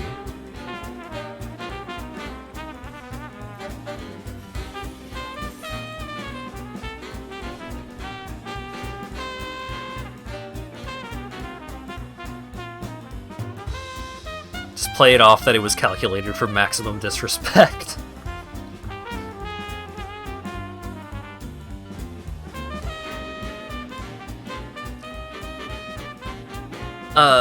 I like this. It would be nice if I draw into a... Hello? Oh, you're gonna wish that you didn't hello me after you see what I'm gonna do to you. Bloodchief's Thirst. Make that vampire go away.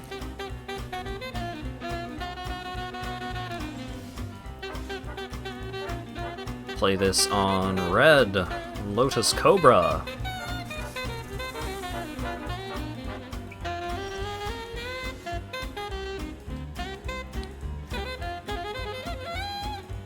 Shatter Skull Smashing tapped.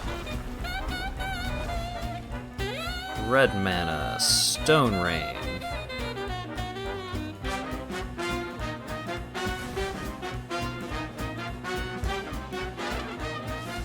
Attack.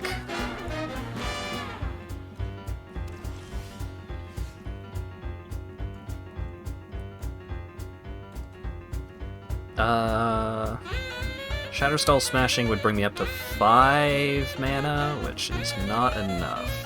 So, enters tapped. Swing in.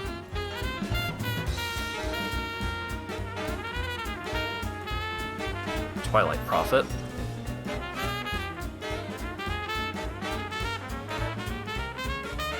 Stomping Ground untapped. I need another... Oh, I can't cast Casualties of War. That's a shame. Black, Finding the Old Gods. Blow up Twilight Prophet.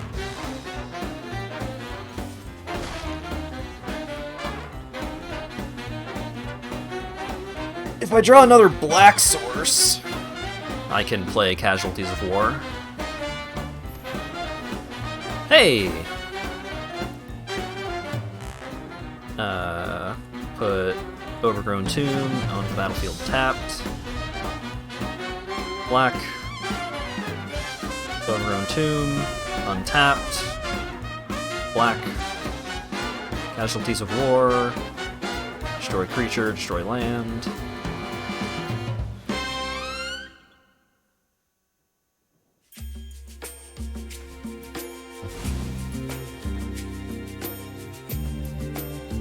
Does he have anything to do with that 1 mana? He doesn't.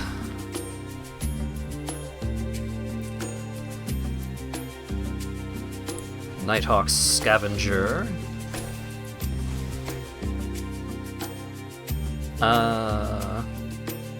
Let's Blood Chief's Thirst, destroy the Scavenger. Swing for 2.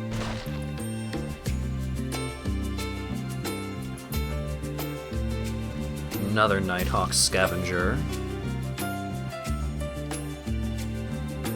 Town Razor Tyrant.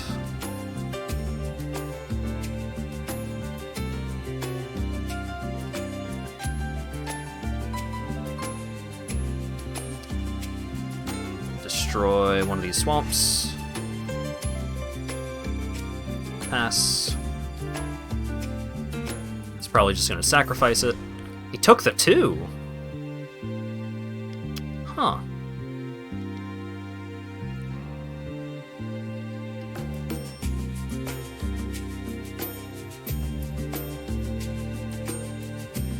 Buddy, you ain't got that many 2s left.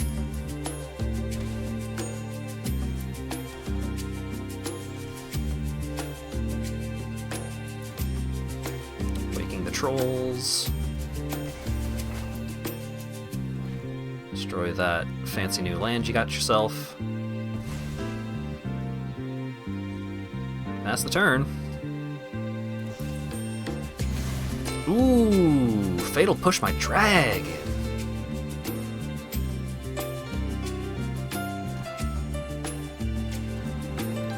Bloodthirsty Aeolist. Oh man, he might be able to come back.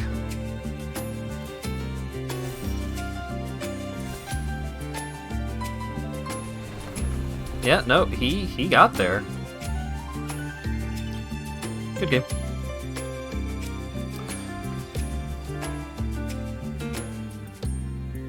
My man was flooding out in a major way, but that won him the game.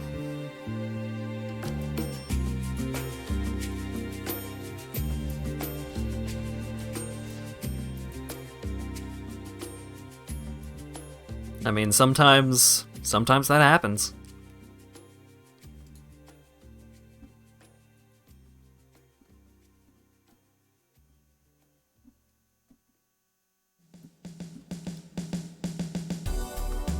What do we got here? Turn to Clothis. Pretty good. Like that. Assuming that he doesn't kill my mana dork. Yeah.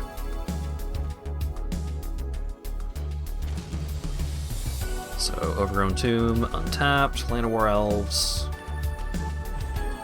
Zagoth Triome, huh?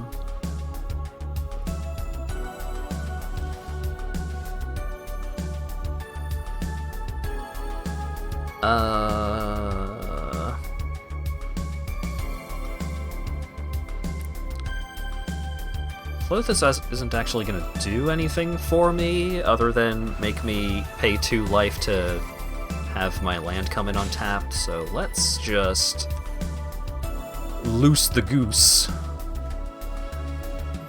Cultivate. Alright. Not having any of my stone rains here is probably going to cause some problems.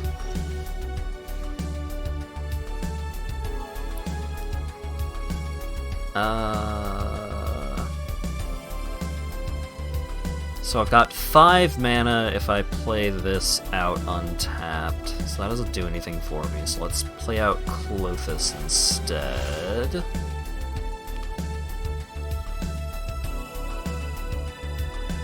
So next turn I'm going to be able to drain him for 2.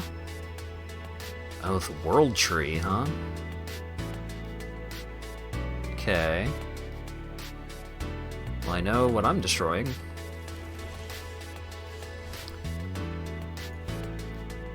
Drain you for 2.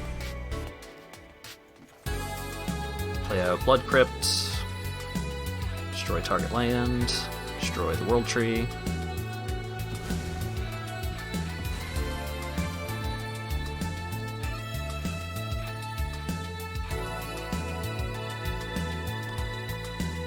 I mean, he's still got a truckload of mana. That's 6. I think Emergent Awakening is 7. Okay. Got the World Tree back. So whatever he's doing, the World Tree is important.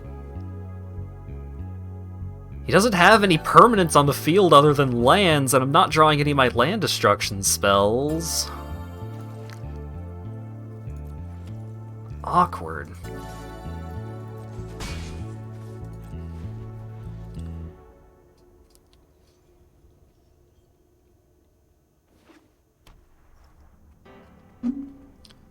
Oh, is he gonna Niv Mizzet? Is he 5-color bullshit?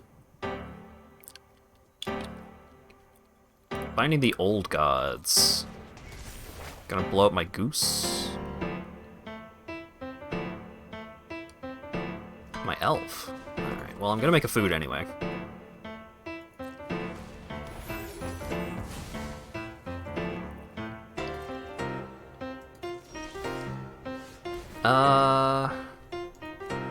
I'll cultivate.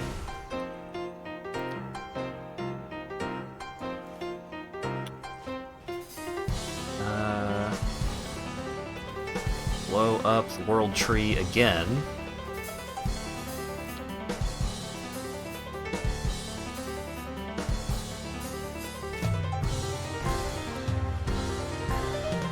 So he's gonna get a forest here.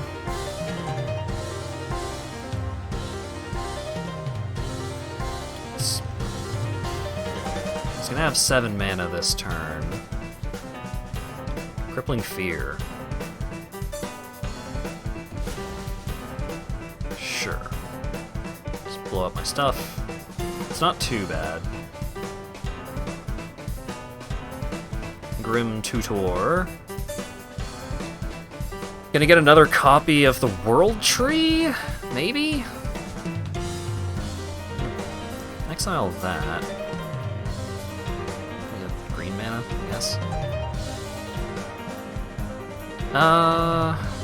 Awkward.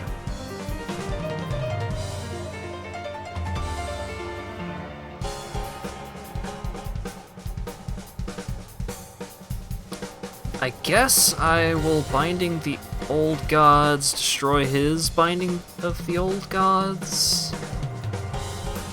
And I think next turn I might be able to kill him. Spells your opponent's cast cost 2 more to cast. Sure, whatever.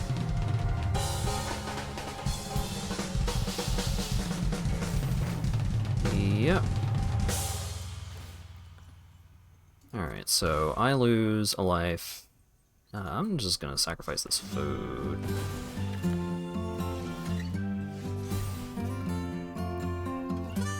get rid of Binding the Old Gods. Get Stomping Ground? Interest tapped. Oh, wait.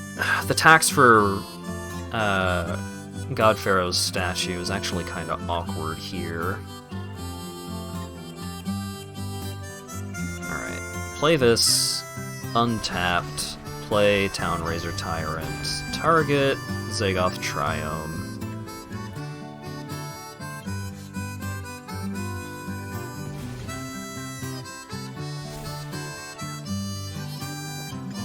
So now he has another land in his graveyard. So if I need to exile his land with Klothys to generate an extra mana, I can. Cultivate, sure. If he doesn't do anything to destroy my Tyrant, then I win. Because I drain him for 2 off of Klothys and then just hit him in the face with this dragon.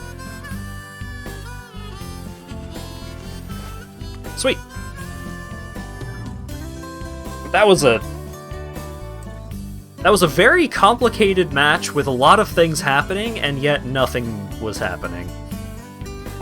My opponent was just ramping forever, and I was also mostly just ramping forever because I only drew 2 of my land destruction spells.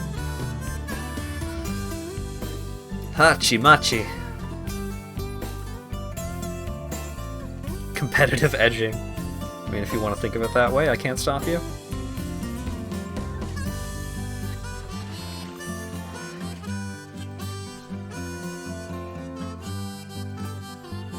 What if I play Historic Ranked with this deck?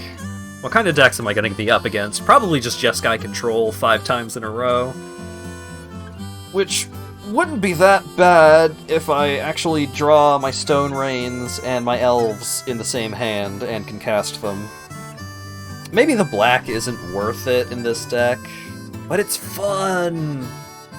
It's fun having Casualties of War and Binding the Old Gods. Just being able to blow up whatever the fuck I want. You play chess with the other person to keep them from engaging with the game plan. Me smacking them in the face until the number hits 0 or you lose. Yeah, that's magic, alright.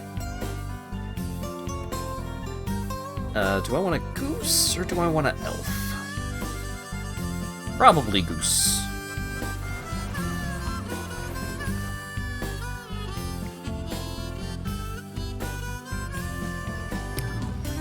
My opponent's on Elves, huh?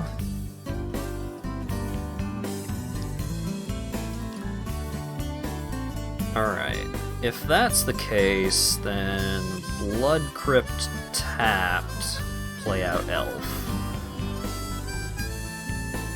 Ruin Blaster can only blow up non-basic lands, so I may not be able to get much value out of Ruin Blaster at all here. No blocks.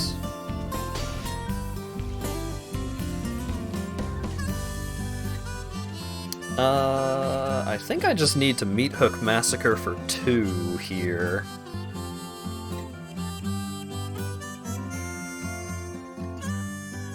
Yeah.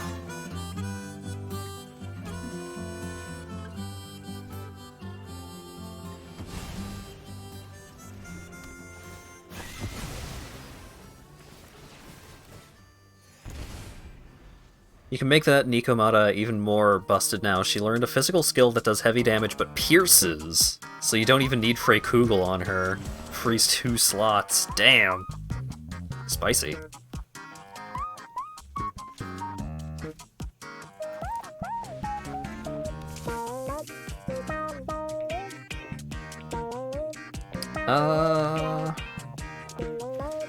Tapped.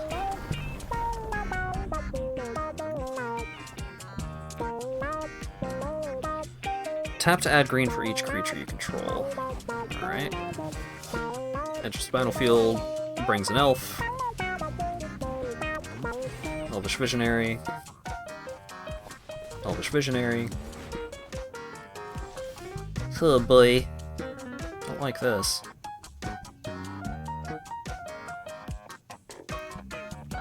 Let's do this on green. Add a black. Casualties of war. Destroy creature, land. Blow up the thing that haps for mana. Blow up one of the forests. Brings them down to 2 mana available, but elves can function perfectly fine on 2 mana.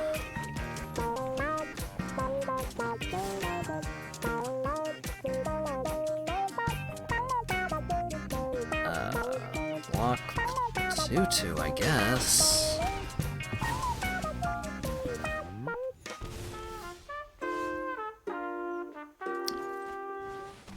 Finding the old gods, blow up Llanowar elves.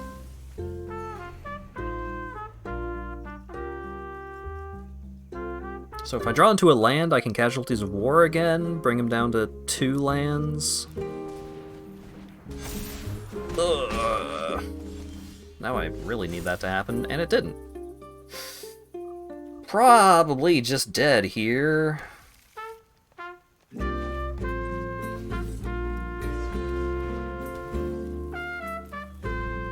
I'm not dead yet, but I'm probably dead.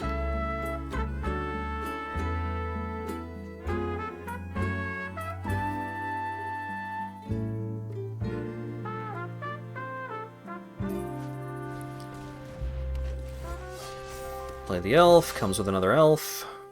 Go to combat? Okay.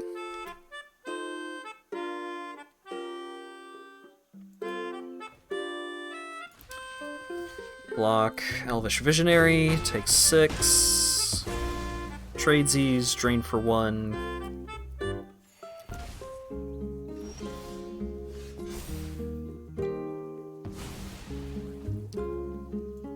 Casualties of War. Destroy creature, destroy land.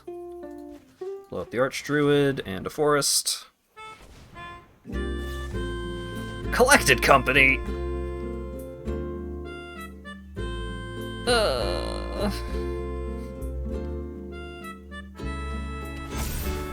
Oh, I'm dead. I'm dead. I'm dead as fuck. Dang it, Magic Arena, stop matching me up against decks that don't care about their lands. Either because they have too many, or because they just have fucking mana dorks for days. Alright, what do we got? Change of Fortune. Discard your hand, then draw a card for each card you discarded this turn. That's pretty cool. Alright, land destruction. Let's tinker with you a little more. I think we need... What do we need? I think we need to draw better. I think that's the thing I need the most.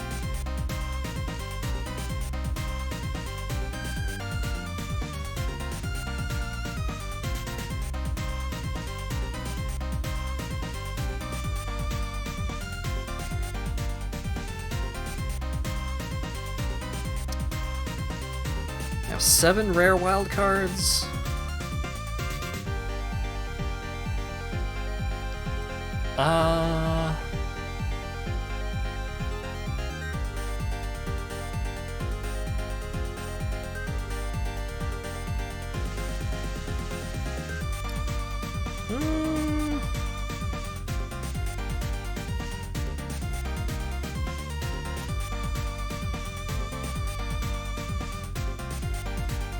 No, let's keep playing. Let's see if I can really nail down what this deck needs. Because it's missing a little something, but I don't know what that little something is.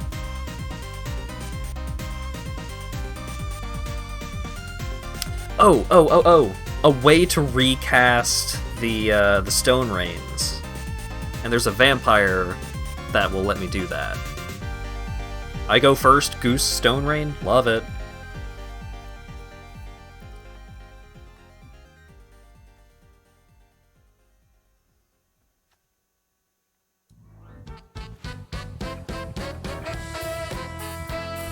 I am gonna have to pay 4 life to Stone Rain my opponent on turn 2, but...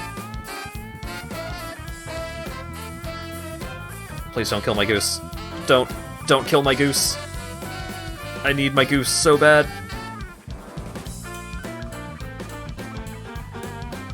Sweet.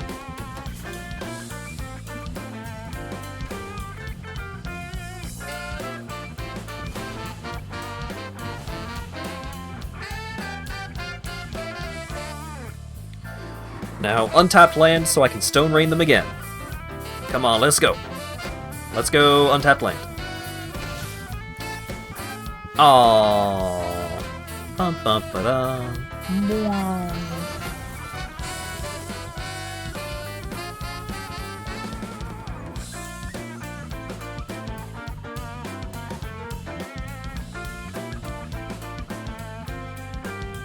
Now, does my opponent have any other lands in hand? Okay, they do. Because the red-white Blitz deck tends to run pretty light on lands. Yeah, I'll take 4.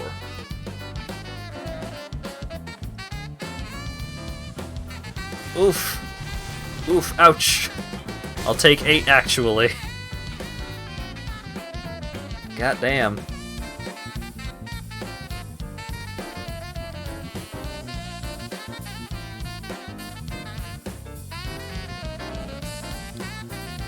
I want to blow up one of his creatures, or do I want to Stone Rain him?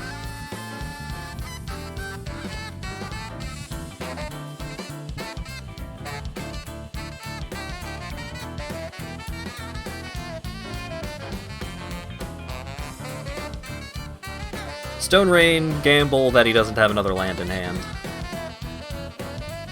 And then one of these gooses will be going under the bus. Ah, fuck. They had another land. So you get Prowess, Magecraft, block here.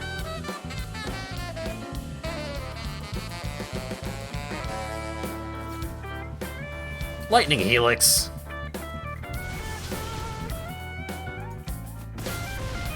Oh boy.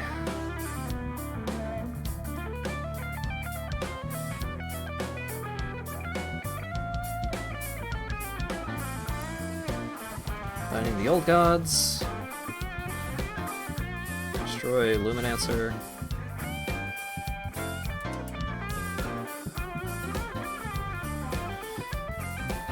Hope that I don't die, I guess. Well...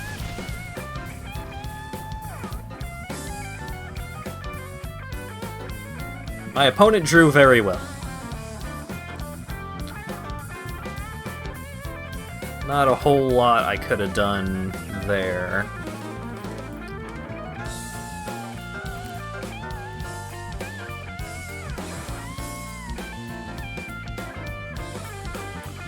If that land, that other land had, like, if the land that comes in tapped was not a land that came in tapped. Brian Shu on guitar! Maybe I could have won that.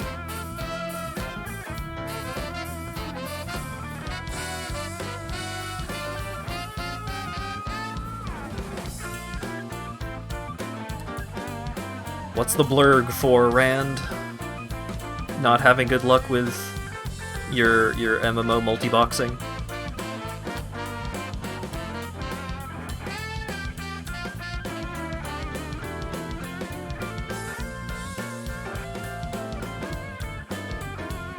Ugh. God. Almost done with killing 1 trillion black demons. Are you doing that for leveling purposes, or are you farming them for something specific?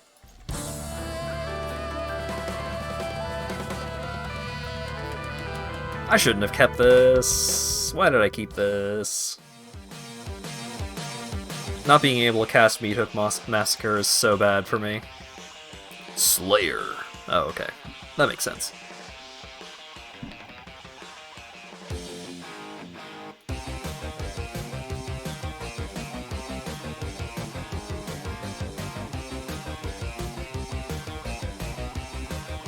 Squirrels! This is gonna go poorly for me. Oh wait, no, he might be like some kind of aristocrats situation, in which case I will probably have enough time to not die.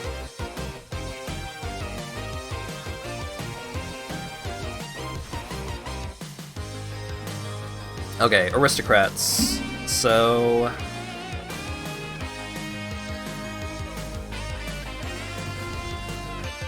oh, fuck. I lose. Well, no, I could still draw a kill spell. But, oh my god.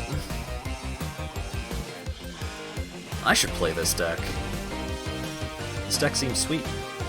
I've seen one turn of this deck, and I'm already thinking like, damn, wish I were playing that.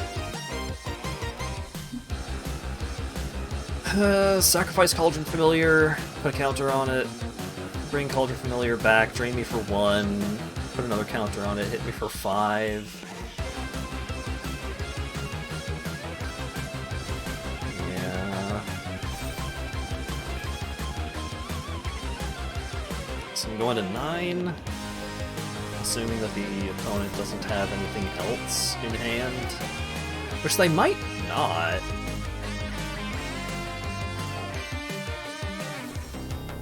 Deadly Dispute.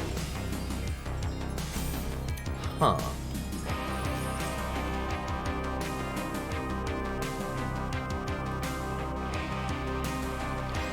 I'm still in it if I draw a removal spell this turn. If I don't, I'm dead.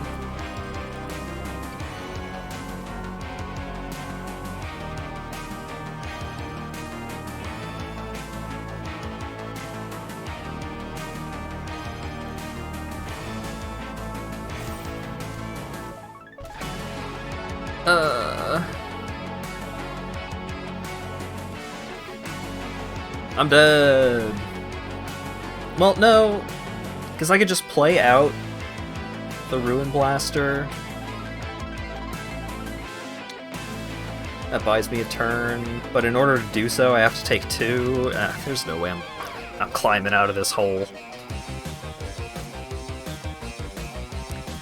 I'm dead.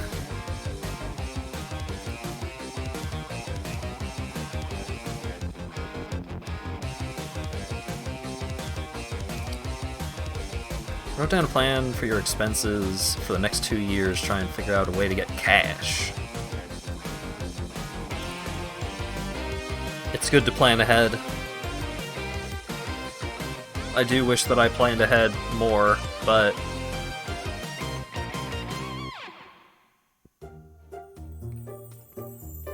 I don't, so darn.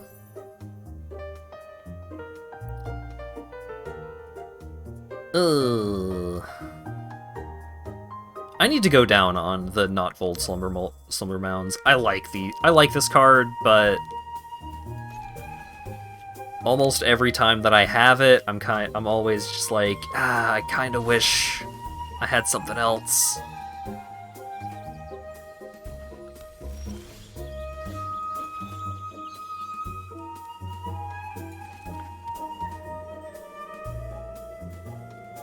So I can Elf, Slumberbound Elf next turn. No, I need to Goose. Because he might draw a fucked up... oh wait. Fabled Passage, getting Plains, and a Swamp. What might my opponent be on? Not sure yet. Double Elf. I do worry that whatever they're doing, they're gonna be able to... Knights! Okay. Alright. I think I can handle Knights.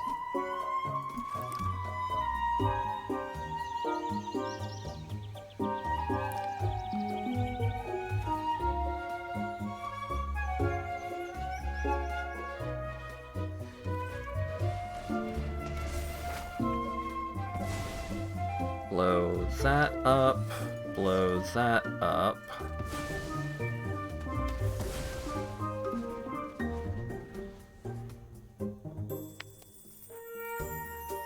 Maybe I should have Waking the Trolls instead.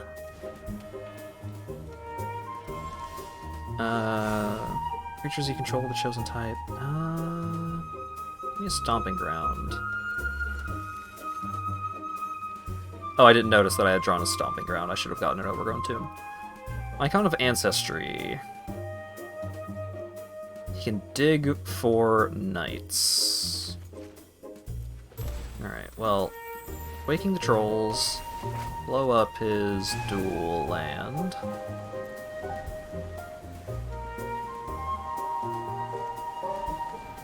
Corpse Knight, sure.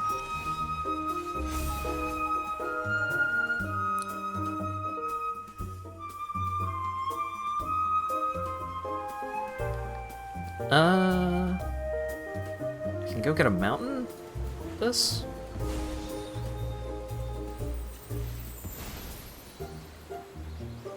Go get my one mountain?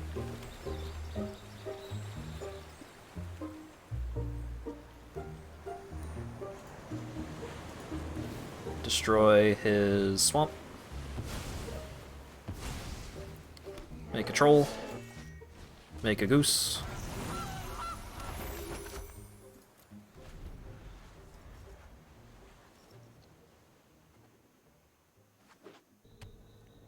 Drew into another land, but it was a non-basic land, which is good. Give Corpse Knight, Death Touch, and Lifelink. Not enough. Alright. Yeah, money is important.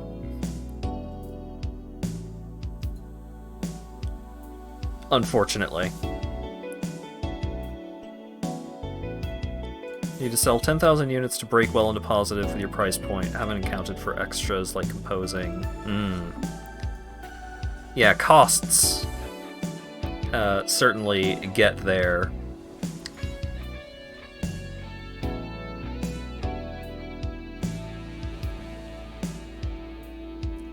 $10K doesn't sound like too lofty a goal, at least. 5K is more grounded, right. Opponent goes first, so that means I might draw into a mana dork. Double tapped land. I want to accelerate into Stone Rain. Oh, this is way worse. I should have kept the first one.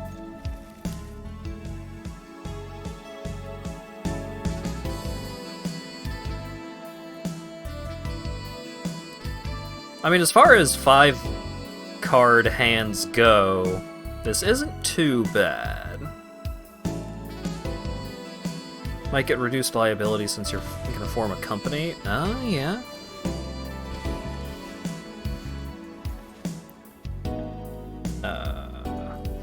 Goose.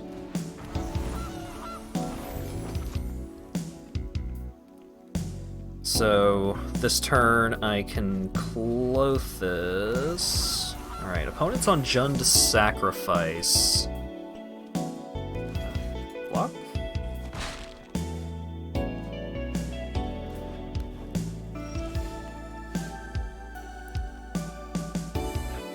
Yeah,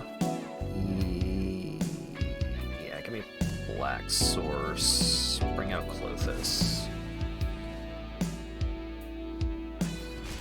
Make it much more awkward for my opponent to actually sacrifice things.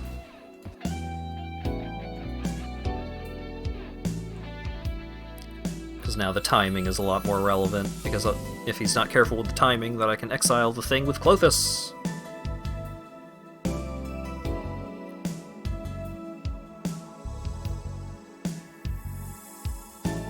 And also I can... well, I can Stone Rain.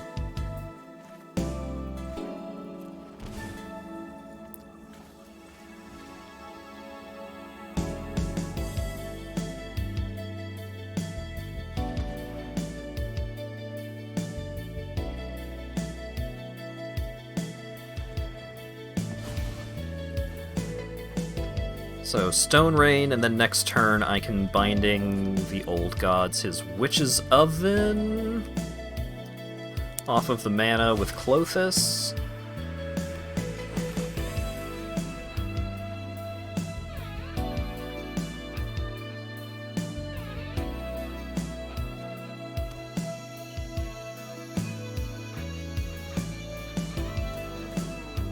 Hardcast another Cauldron Familiar.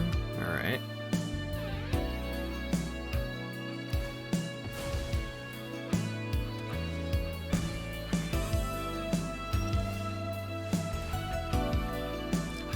Get rid of Haunted Ridge.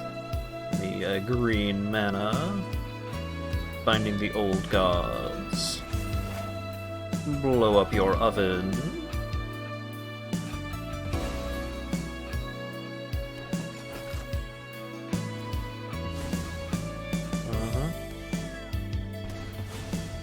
Some of the last bits of value that you can out of the oven. Still not a great position for me here, because I am still at 10. But now I can start draining him with Clothis.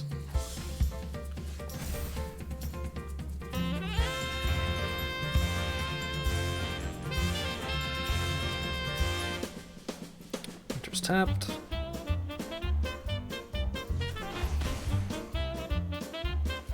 Goose.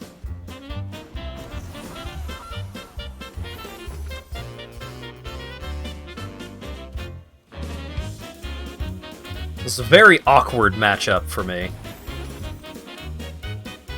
Especially because he can generate more food with the goose. Gain life that way.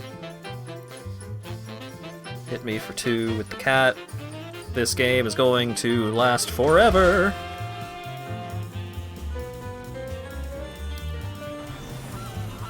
Thinking if you could crunch it, you've been using 2 years as your no-hurry schedule. 1.5 would be much more feasible. Yeah, but you also need to consider, like, whether or not you could handle, like, really crunching on a project for that long.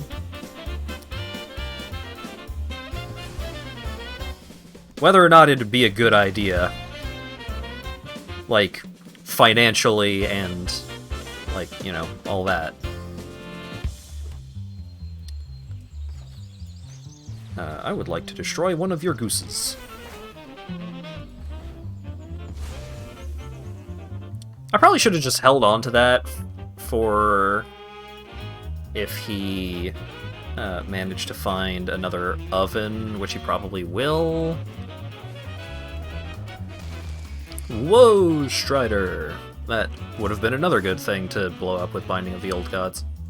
I should not have blown up a goose with Binding of the Old Gods. That was a bad idea.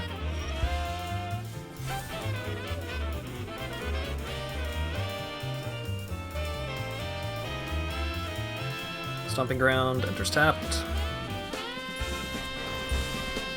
I would rather you didn't have a stroke. Just speaking as a friend.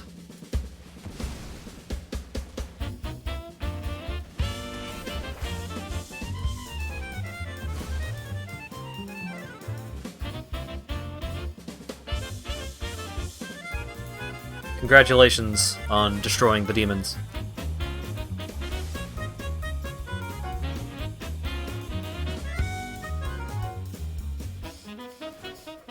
I need to draw into something that will let me kill my opponent. This is on the end of my turn? Ugh. Oh, I'm dead. Sacrifice Cauldron Familiar with Woe Strider. Hit me for 1. Bring Cauldron Familiar back with Cauldron Familiar's ability. Drain me for 1 off of hit me for 1 off of sacrificing the food to Mayhem Devil. Cauldron Familiar enters the battlefield. Drain me for 1. Etc. etc. I die.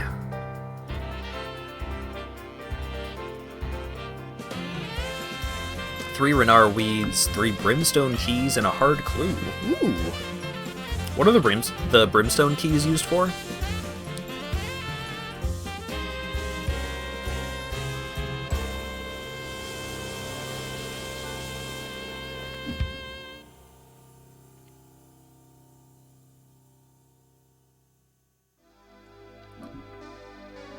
Really? This is the hand that you're gonna show to me? 3 pure red sources in a 3-color deck? Alright. Alright, apology accepted. Let's get rid of one of the stomping grounds. I've also just not... Oh, I was just about to say, I've not been drawing many of my land destruction spells just in general, but I found one.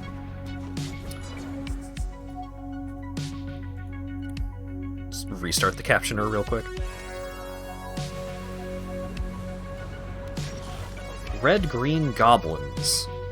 Interesting.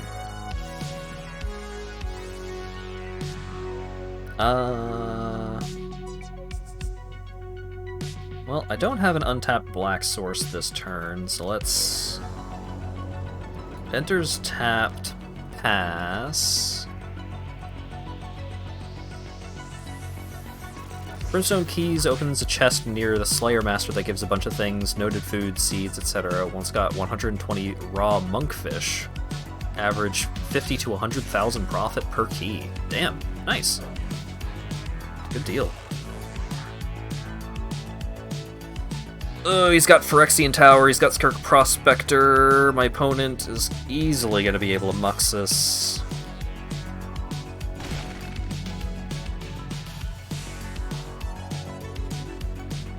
So let's...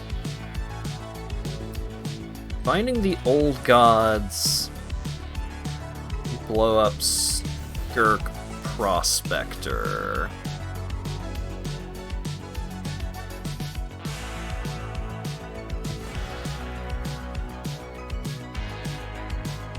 I'm a little lacking on black mana, which is awkward. Being able to Blood Chief's Thirst earlier would have been really handy to get rid of the conspicuous Snoop.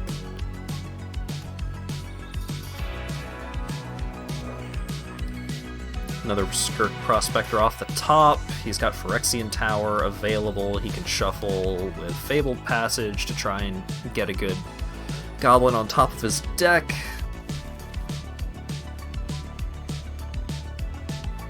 I mean, that is a good goblin, but not really against me, and also it doesn't do anything on top of his deck, but he's probably just going to be able to Muxus if he's got it in hand.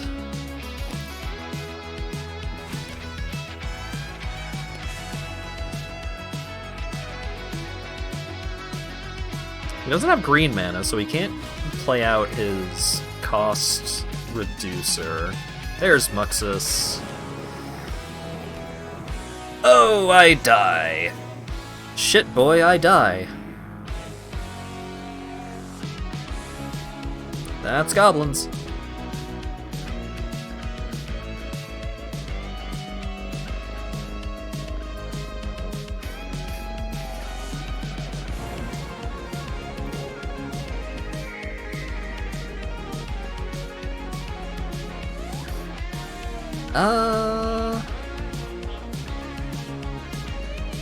Let's run another. I'm currently just trying to think of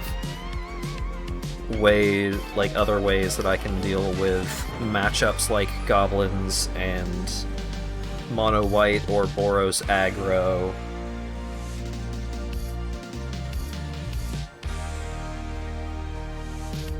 If I draw a good hand, then my game against Boros aggro is actually pretty good, because Boros aggro tends to be pretty greedy on land count.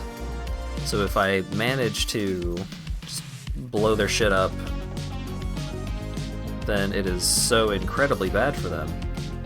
Why did I keep a one-land hand? I've got the Goose and the Elf, but I don't know. I'm going first, so we'll go Elf into Goose next turn. Maybe I'll draw another land? be able to play out Clothis or something. Don't think this deck is working very well. It's an awkward deck that requires me to draw well. So it is so much more evident when I'm not drawing well.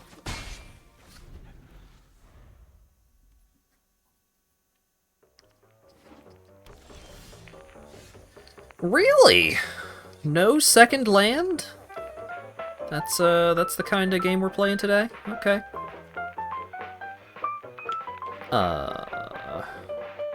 Do I want to crack my food to play out Clothis? Not really.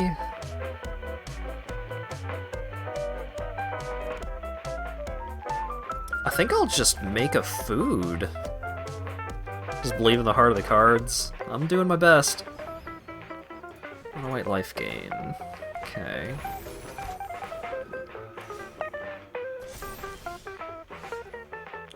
Well, buy myself some time until I draw a second land.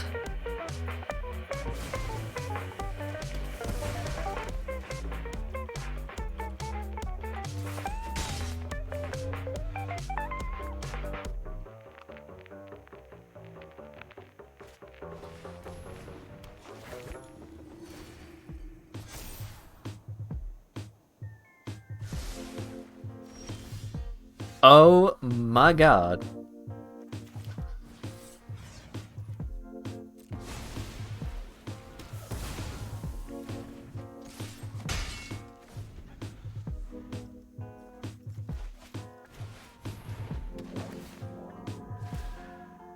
Good.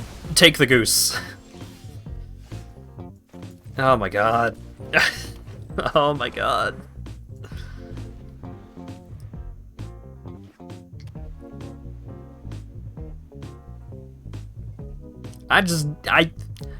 If I draw a Blood Crypt this turn, god damn it.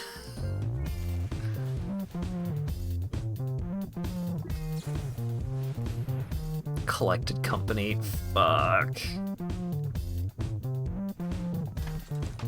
2 Soul Wardens? Okay, that's fine.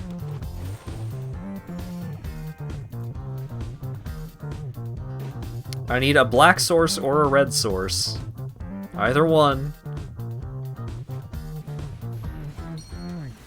Heliod. I lose. I can't blow up Heliod. Wowie zowie! Just, Just didn't draw a second land, huh?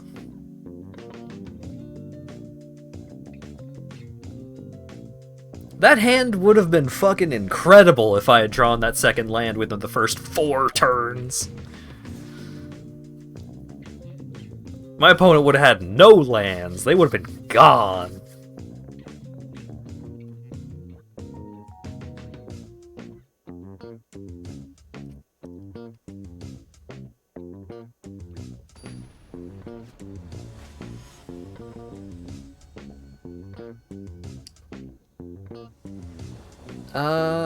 Let's see.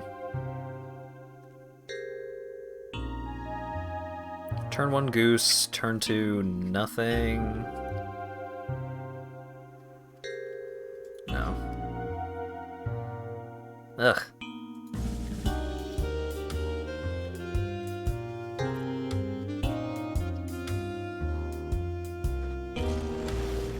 Oh my god. My deck just hates me. Yeah, get out of here, card that I don't want to draw until late game. I don't want you here. Oh, what's that?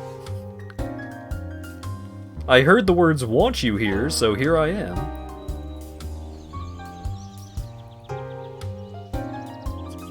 Alright. Well, I'll be able to blow up one of his lands.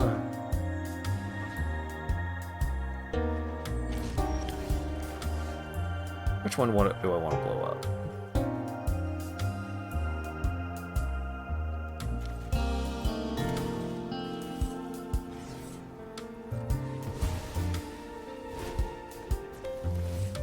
Eeny, meeny, miny... that one. Hit him for 2. I did it! I blew up a land in my land destruction deck, finally! It's been like 3 games. Or at least that's how it feels. My opponent seems to be on 5-color good stuff. Which, theoretically, is a good matchup. Just need to draw right. Give me a green. I'm just gonna make a food token now, before I forget.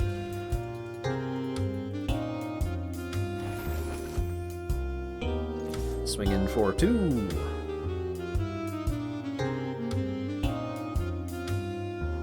I don't think I've seen... I have 4 Stone Rains in my deck, and I don't think I have seen a Stone Rain in, like, 4 games.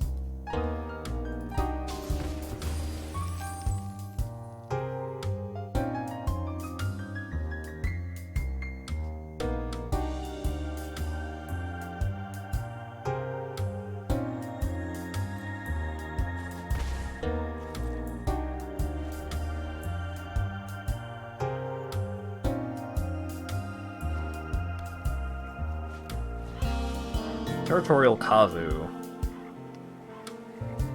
Sure.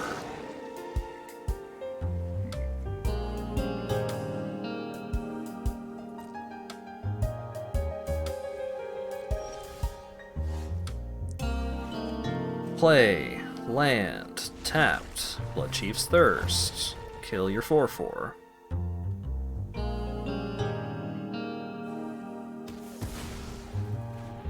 Attack. For 2. Yeah, sure.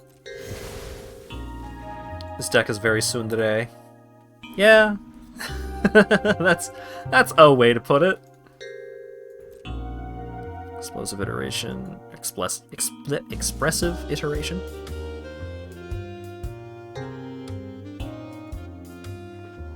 If I draw a land, it's pretty cool. Didn't draw a land, but I drew a thing that lets me blow up a land. Don't counter. Don't counter my spell. Don't do it. Bitch, don't do it.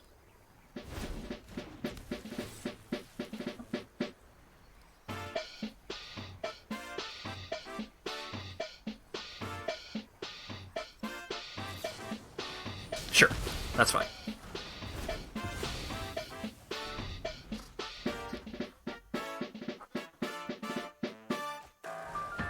Another Territorial Kavu.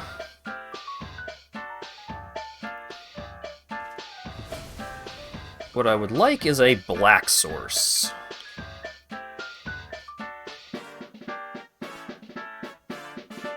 That's what I would really like this turn. That is not a black source.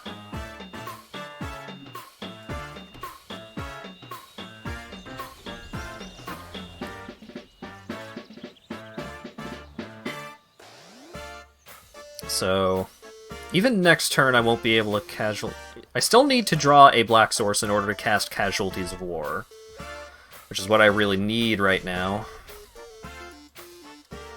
I'm just gonna sacrifice the food.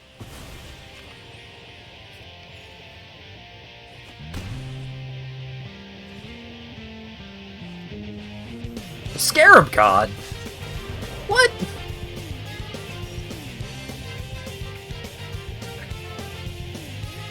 That's bad.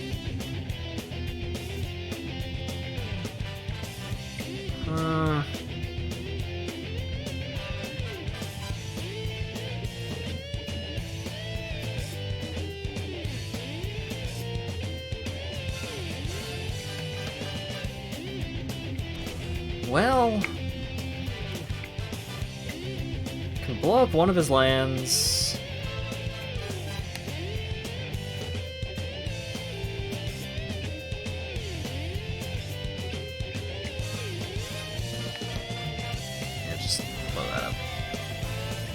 So I can make a 4/4.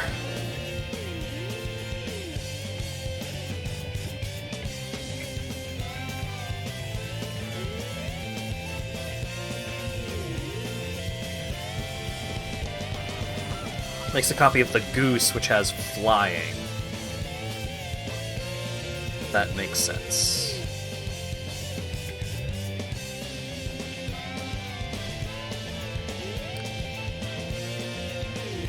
Yeah.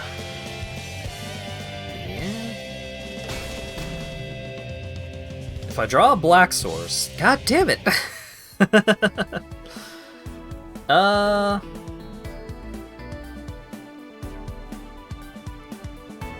if I had drawn a black source, then I could have cast the Meat Hook Massacre for 5, wiped his board, gained some life. I lose.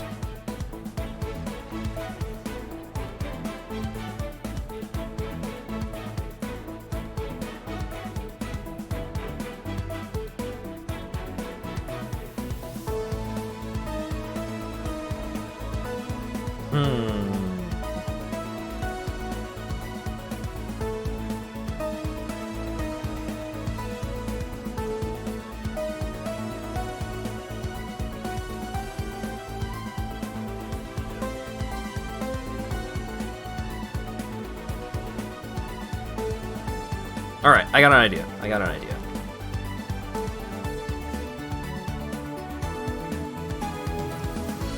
So instead of Meat Hook Massacre, instead we will put in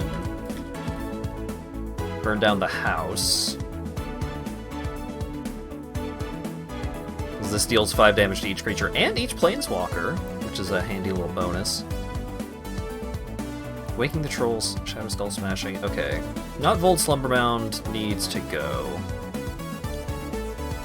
What I need instead is I need black mana sources.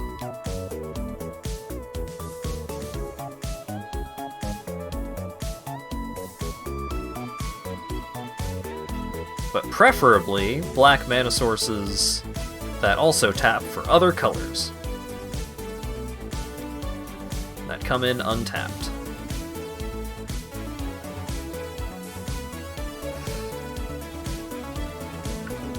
Yeah.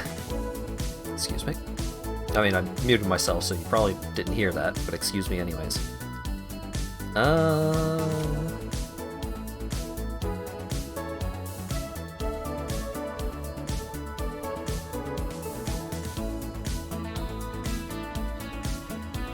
Black mana.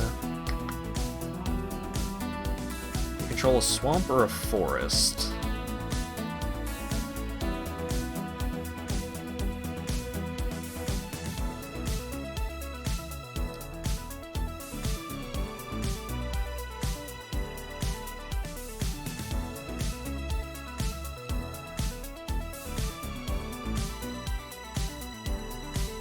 Play these. Stone Rain, Bloodchief's Thirst. Yeah, sure.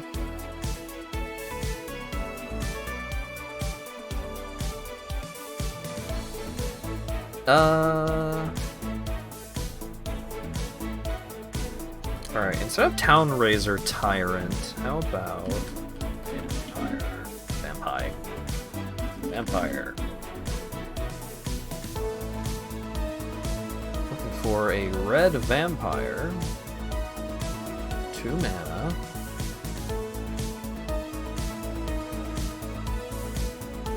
Mythic Rare. Do I not have any of them? What?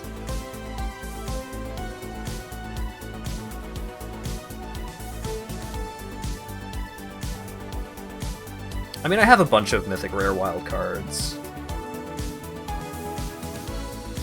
Another upside is that Bloodthirsty Adversary, like, in addition to being able to buy back my Stone Rains and also my Bloodchief's Thirsts, it also is a 2/2 for 2 with haste. So, you know, if... it lets me kill the opponent. What if you need them later? I don't know. Let's find out.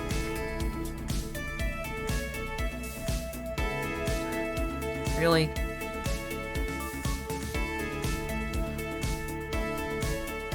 Sure.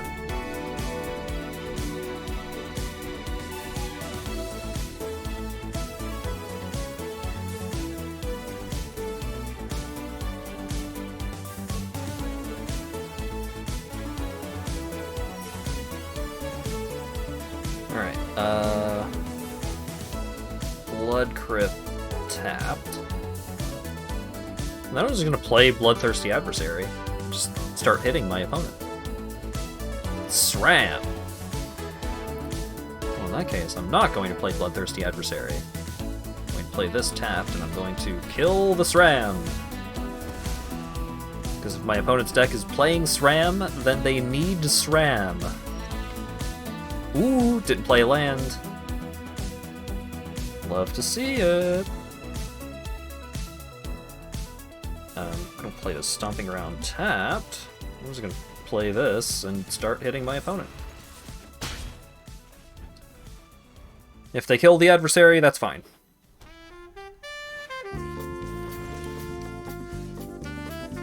Alright, Luris is now available.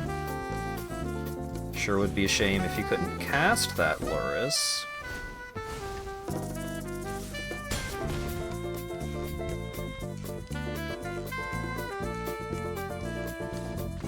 Hey!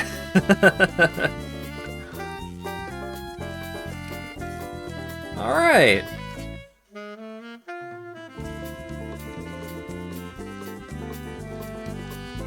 I did it! I did the thing my deck is supposed to do.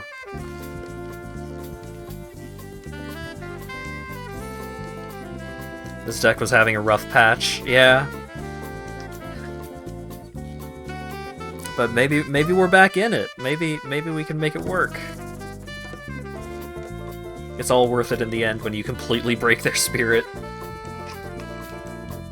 Yeah, so what that opponent was playing was a deck where you just play a shitload of auras, which are enchantments that attach to creatures.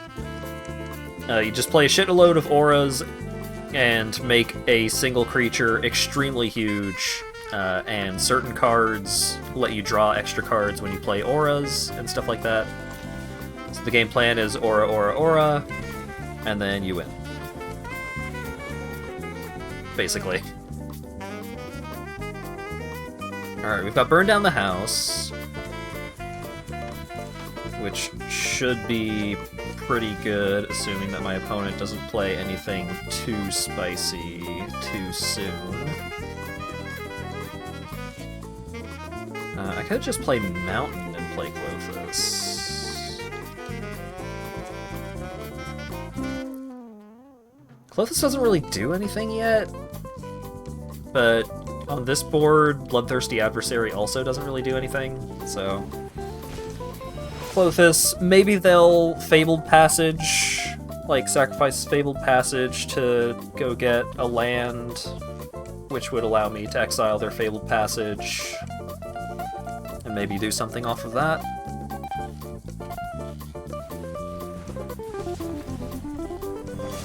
Resplendent Angel.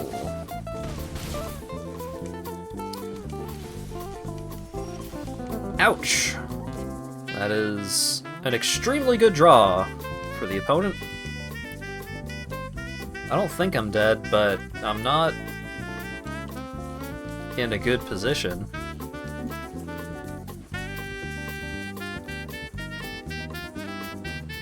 I'm just gonna play Bloodthirsty Adversary to block.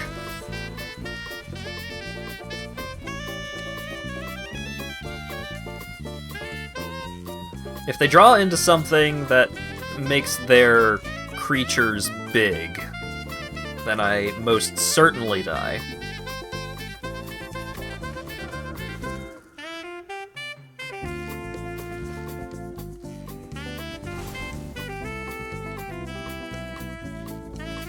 So I'm taking a lot of damage here, but I do get to wipe their board.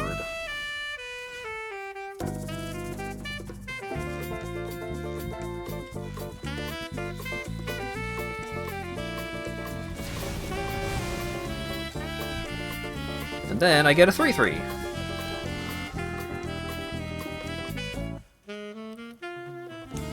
That's a lot of monsters real fast. Yeah, the Resplendent Angel shenanigans puts in a lot of work.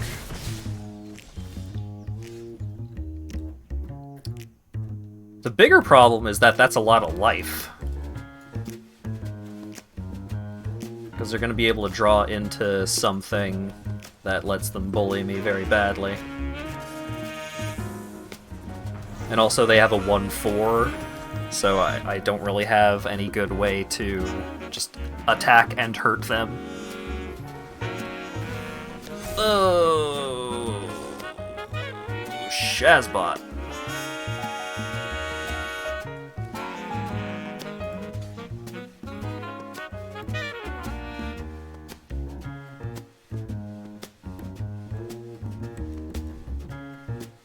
Yep.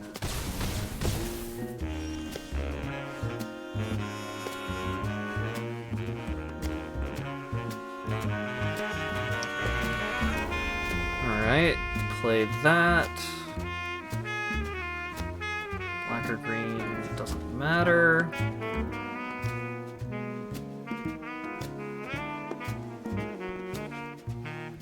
Does this even do anything? I think I still lose. Yeah, because I'm down to 1 life. Oof! Not having a kill spell for the Bishop of Wings is so bad in that matchup if they actually have the Resplendent Angel. Because what... Okay. How that worked. They played out Soul Warden. Soul Warden says, whenever a creature enters the battlefield, you gain a life. Then they played out Bishop of Wings. Bishop of Wings says, whenever an angel enters the battlefield under your control, you gain 4 life. Right? So now if an angel enters the battlefield, they gain 5 life. Then on turn 3, they played Resplendent Angel. And Resplendent Angel, at the end of your turn, if you gained 5 life this turn, which they did because an angel entered the battlefield, you make a 4/4 angel. So they get another angel. And then they gain another 5 life. And then their deck is just full of other angels. Bishop of Wings also makes it so that whenever an angel under their control dies, they...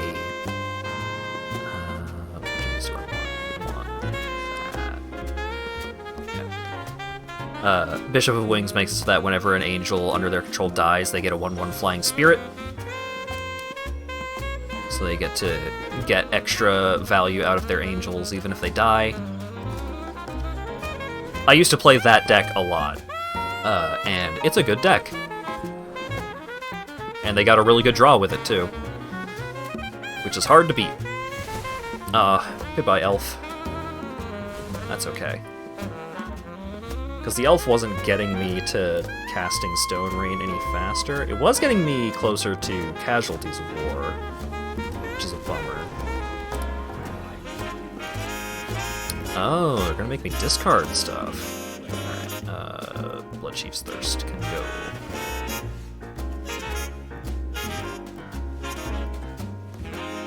Pay 3 life, Stone Rain your land.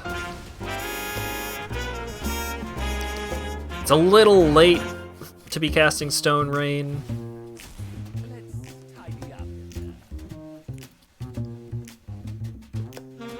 Not accelerating into Stone Rain is pretty bad. Ooh, they didn't have a 3rd land. So I think I'll just Stone Rain again. And if I draw a land, an untapped land, then I can Goblin Ruin Blaster and blow up their land if they find a land. Get rid of Burn Down the House. Doesn't seem like my opponent is playing a lot of sweepers, or a lot of creatures, so I don't need a sweeper to deal with the creature.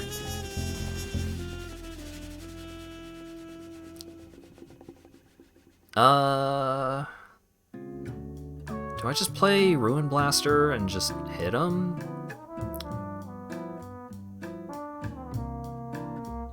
I think so. Because it seems like they're a slow, control-y kind of deck. Oh, of course they have Fatal Push. Oh no, it's Dave's Withering. Huh.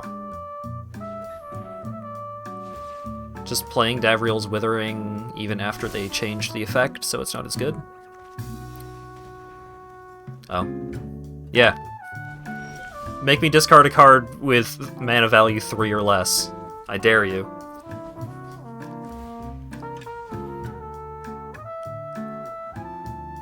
Well, I managed to destroy several of my opponent's lands and slow them down a lot, and then I just drew a bunch of very expensive cards. Get out of here.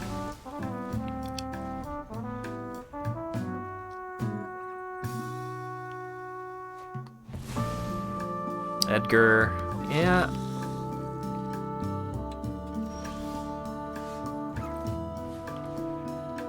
Not drawing any lands myself is not good. And also he has another Fatal Push, probably.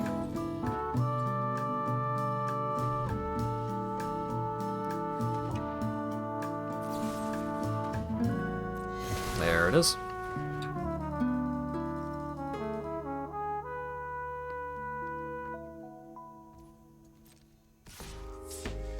This is why you want to accelerate out your land destruction spells, because he was able to just do enough stuff before I blew up all of his lands that blowing up his lands didn't really hinder him too much.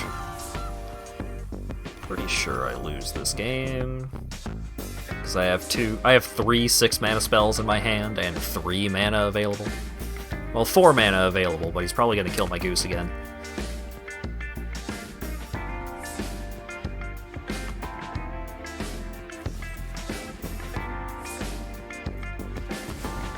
What'd I tell ya?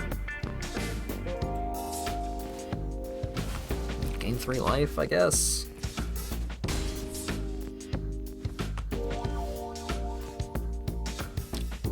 Would've loved to have my goose around so I could cast that.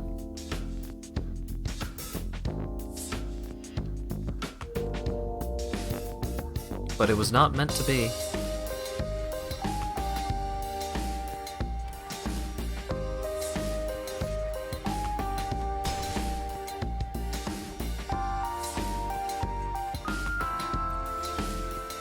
Well, it's a little late.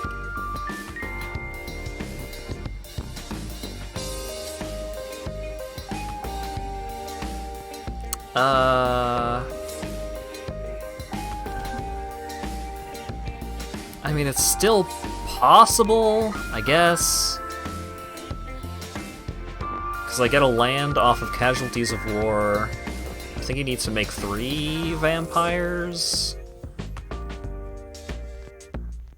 There are 3 or more bloodline counters, so he gets 1 this turn.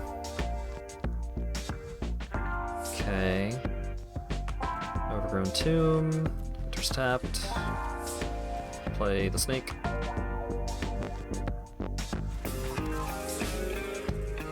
Just gonna go ahead and sacrifice this food. They kill my snake.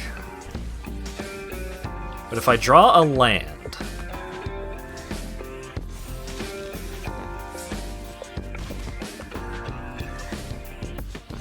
not a land.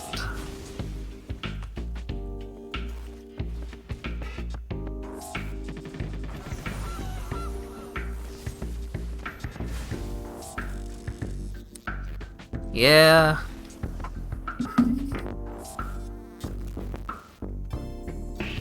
If I had drawn a land, it would have been fine.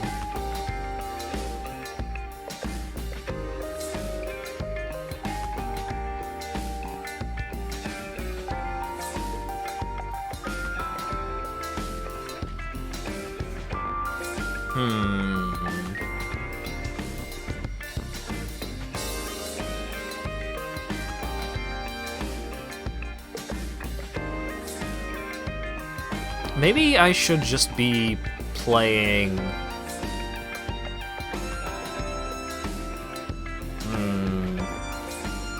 Maybe I should be playing some of the ramp spells where you go get lands, rather than relying on my mana acceleration being on creatures.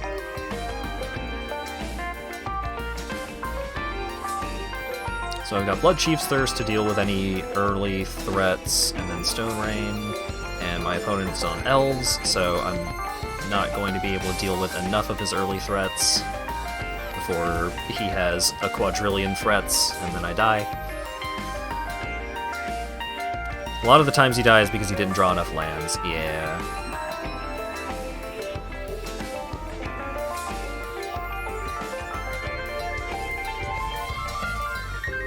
Maybe I should just be playing more lands.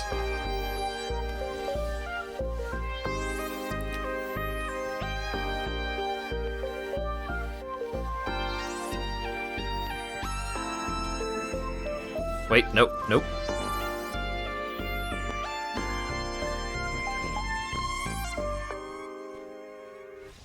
Yay! I did it! I don't know how my opponent that was playing elves didn't have 2 mana creatures? I don't know how that happened, but I did it. The rare occasion where I had a decent draw, but my opponent had a bad one.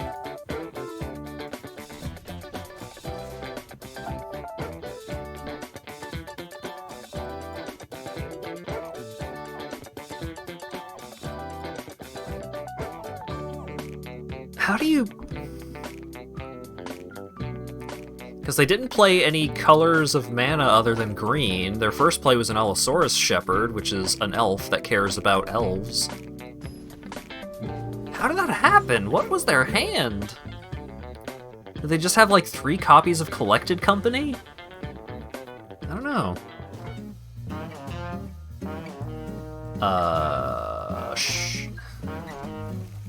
I mean, this hand is good if I draw literally a land. At least 1 land. And this hand is good.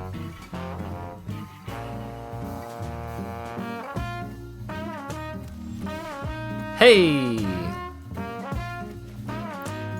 Got there.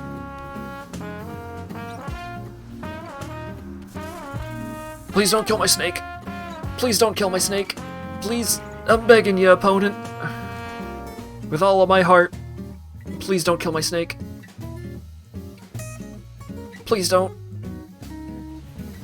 Woo! Thank you. Thank you, opponent, for not killing my snake. I reward your generosity by blowing up one of your lands and attacking you with a 2/1.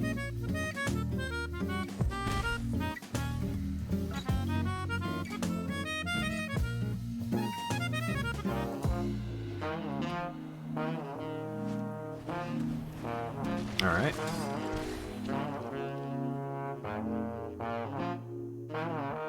Attack me. Do it. Oh.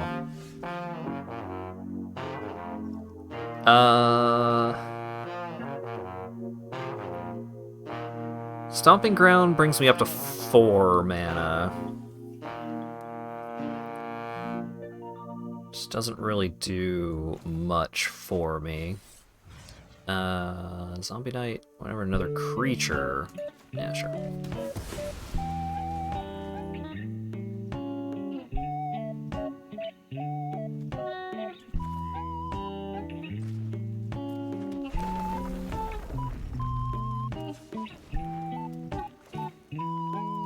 Do I just want to hit him? Or do I want to be able to rebuy Blood Chief's Thirst? I think I just want to hit him.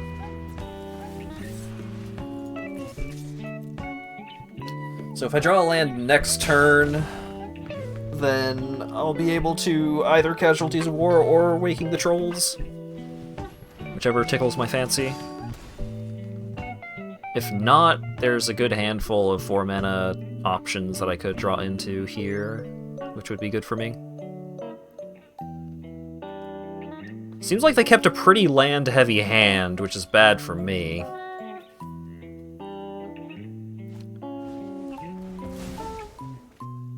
Ah, he killed my snake. That sucks.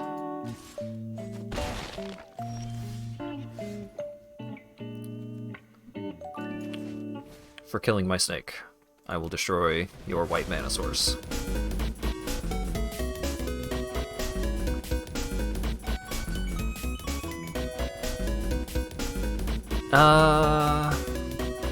I attack in, he attacks back. I think I need to just try and be on the beatdown overall, because I'm gonna need to draw into something to win this game anyways. But being able to keep him off white should help. Ah, fuck.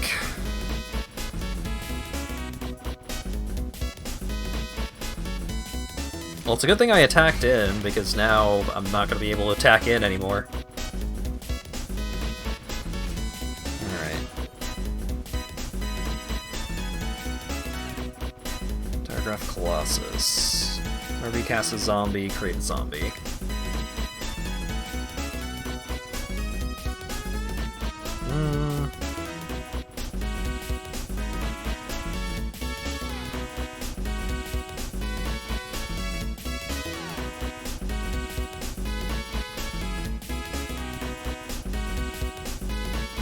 Oh, if I draw a land this turn, then I'll be able to Casualties of War. Because of Clothis. Oh, right, Return to the Ranks is in this format. Oh my god! I blew up so many of your lands! How? Oh no, I only blew up one. Bitch! No, I blew up two. He just had a very good hand. Very good draws. Well...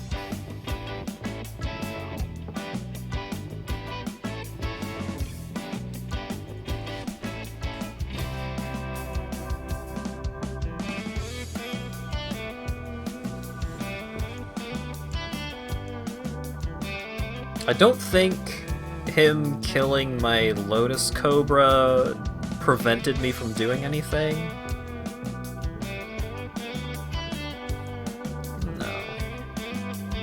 No. Sure. Put away... I kind of want to hold on to Shatter Skull, so... Yeah, let's... do it like... this.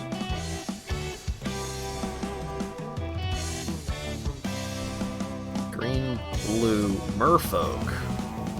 Okay. Enters tapped, play a goose.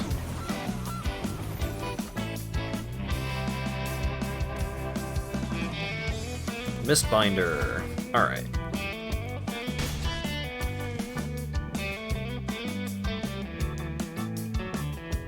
Mistbinder, blow up. Mistbinder here.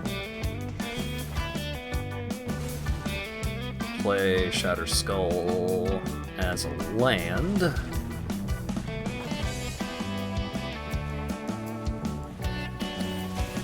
Another Merfolk Lord.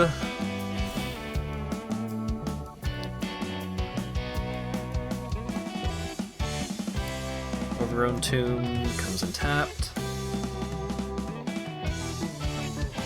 I can play...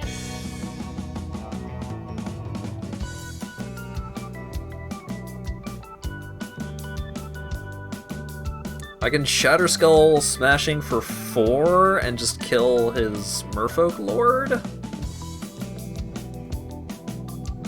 As long as your devotion to red and green is less than 7. 7 is so much. So that would bring me to 5 devotion.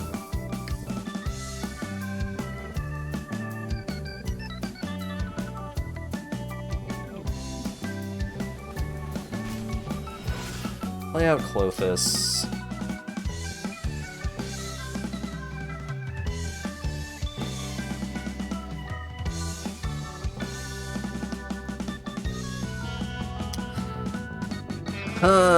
Awkward.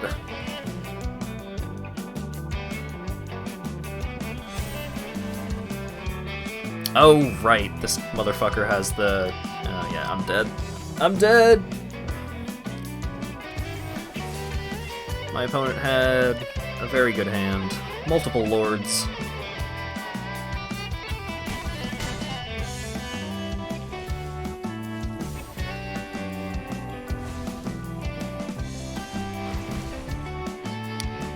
Like, I gain 2. I can blow up one of the lords. That doesn't really get me there.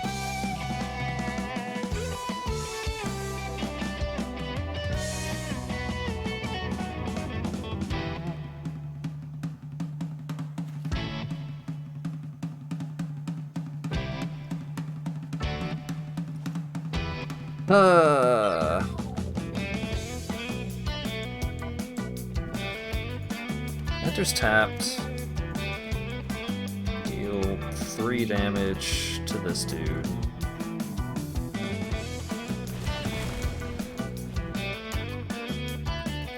No attacks. They play another lord, and I die.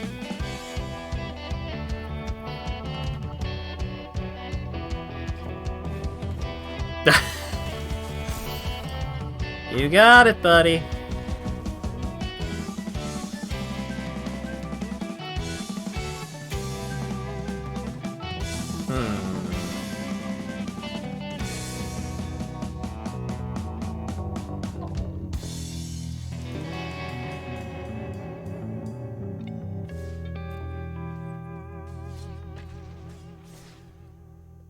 Let's see. So, like, explosive starts kill me super dead. I could just be playing more creature removal. Ooh!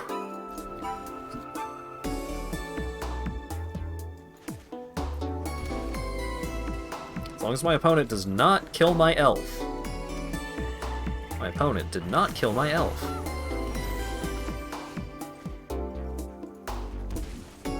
Stone Rain!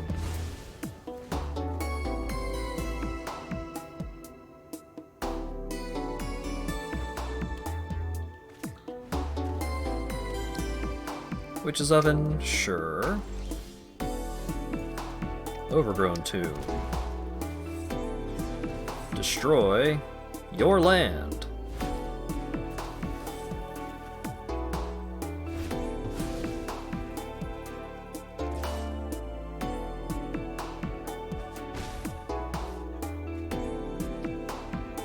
Alright.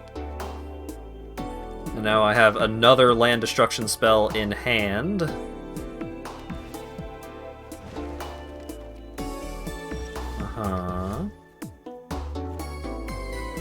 Enters tapped.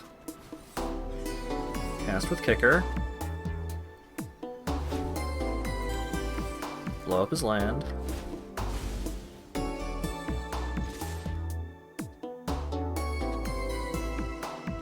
Attack for 4. And next turn, I get to blow up another land. Phyrexian Tower. Oh shit, he might be able to do stuff. Oh no!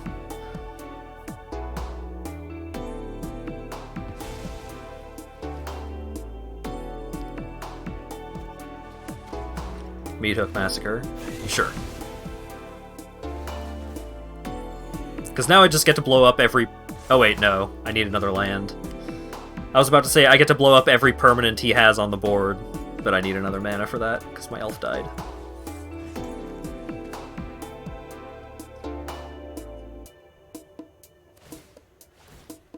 So if I draw a land...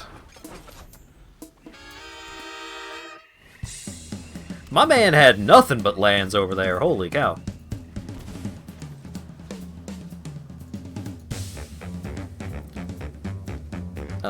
Witch's Oven, Meathook Massacre, Blooming Marsh.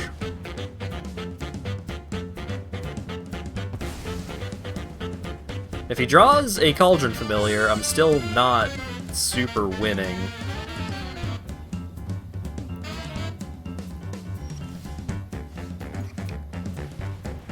Alright. Blow up Phyrexian Tower.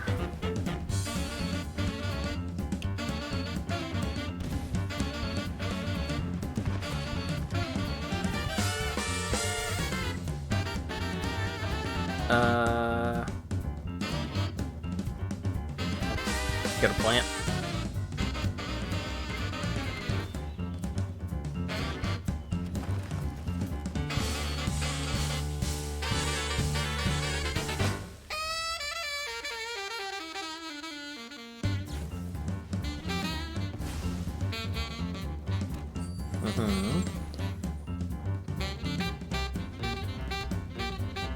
Oh, yeah.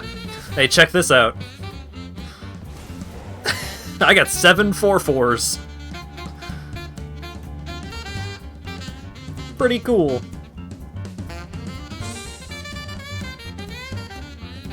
And they all have trample, too.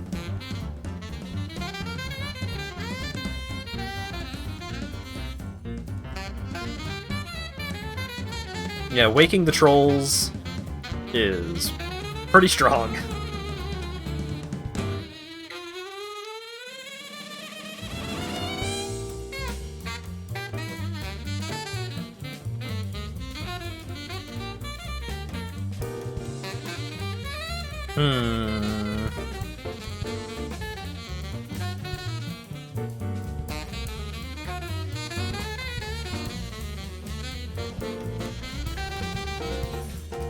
Yeah, I'm thinking that maybe a red-green version would be better, just cutting out the black.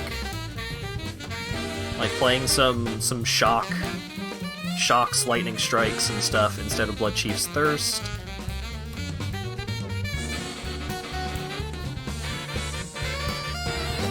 What would I replace Binding of the Old Gods with?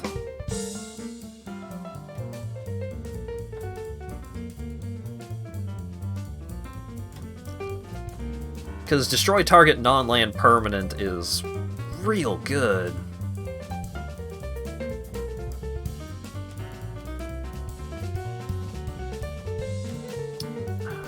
If I wanted to make this into just pure red-green...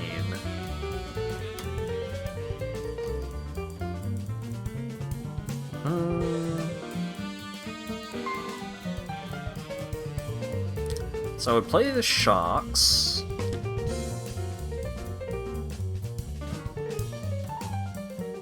A Braid would be pretty great.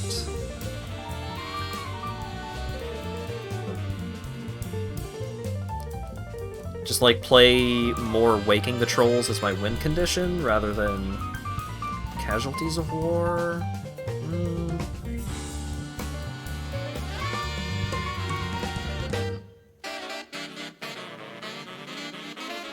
I would have to put a lot of thought into redoing the whole mana base. I think I'll just play one more game. Need a quick opinion of something. Oh boy. Well, I'm about to finish up the stream, so I'll take a look at that after this game.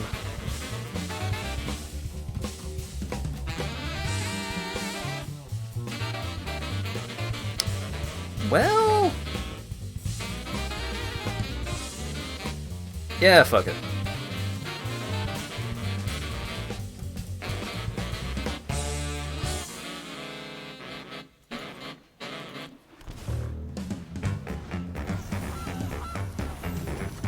So I can Blood Chief's Thirst to blow up his early play.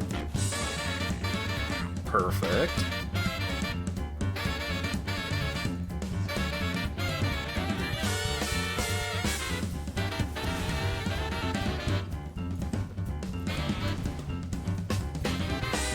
Goose mana, played Bloodthirsty Adversary.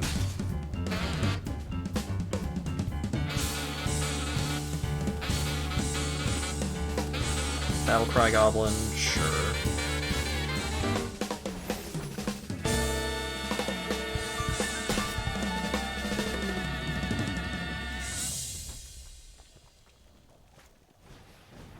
Wily Goblin enters with a treasure. Didn't draw the Stone Rain, which is a shame. If I had drawn Stone Rain that turn, that would have been so good.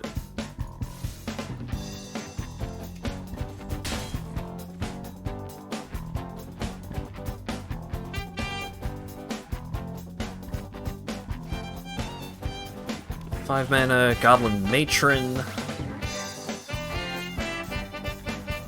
Gets Muxus, of course.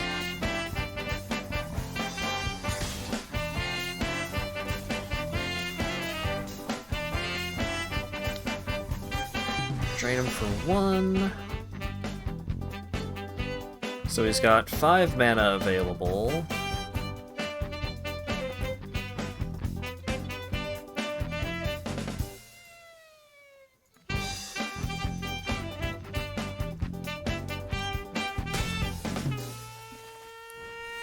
Bloodchief's Thirst, kill Battlecry Goblin.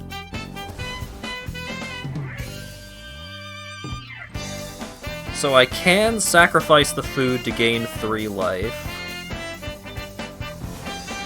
If I had drawn any of the land destruction spells in this land destruction deck that didn't cost fucking 6 mana.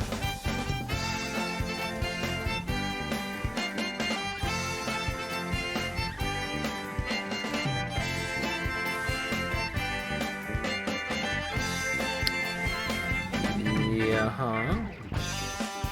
Sacrifice the food. Block. I think I'm still dead anyways? No, I have another turn.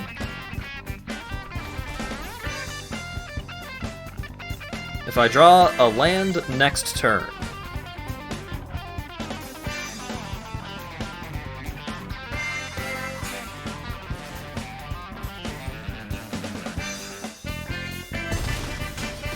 come on, land.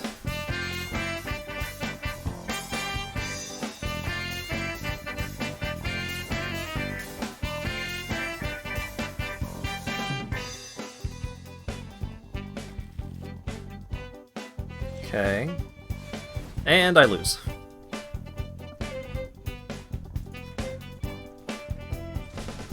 Alright, one more game. One more game.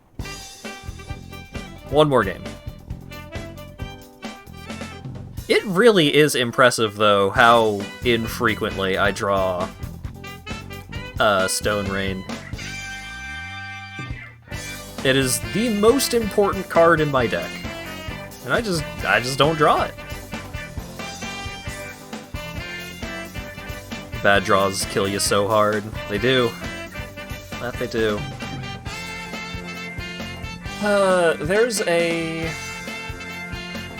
There's a card that copies an instant or sorcery.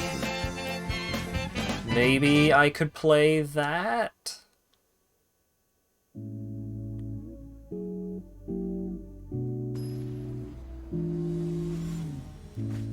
So that if I do actually draw... Oh, wait. I think the red-green version of this deck would be way better. Alright. Solid opening hand.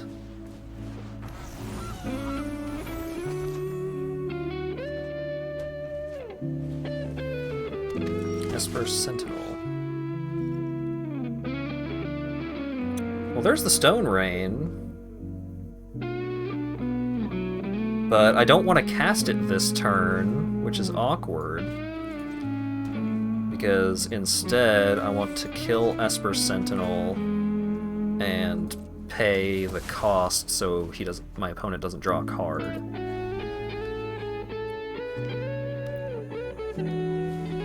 Follow you as Lieutenant. Okay. Stomping Ground. Now we'll Stone Rain.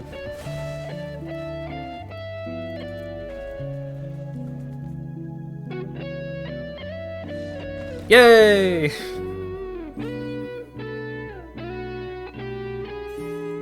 I did it. I'll let you folks on Discord know how that that's a good one to end the night on. Working as intended. Oh yeah, and I've had the untapped companion open, so I can real quick just see what my win-loss ratio for that deck was.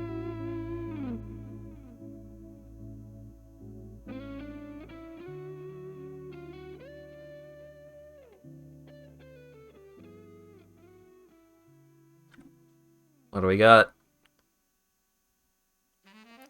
Win rate, 29%.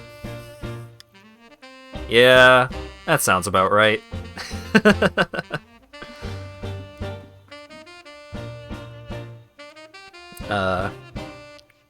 Didn't go super hot, but, I mean, it could have gone worse. Alright. Switch over to hold on screen music. Alright, that's it. That's all the magic for today. Saturday...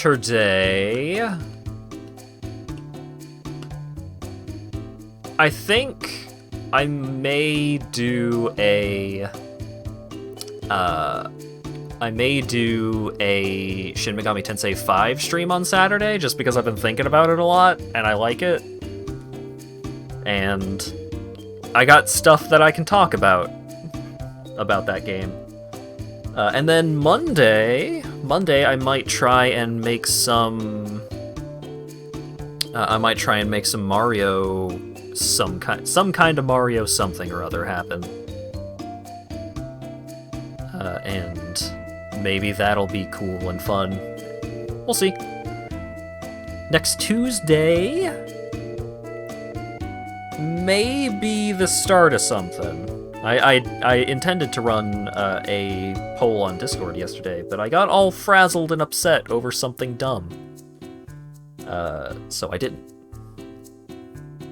So I'll try and figure out that thing on Discord over the next couple of days. And yeah, that'll be it. Thanks everybody for showing up and hanging out and chatting and all that good stuff. And hopefully I will see you around again on Saturday for probably Shin Megami Tensei 5? Should we got me Thursday 5. Yep, you got it, Captioner. Alright, later.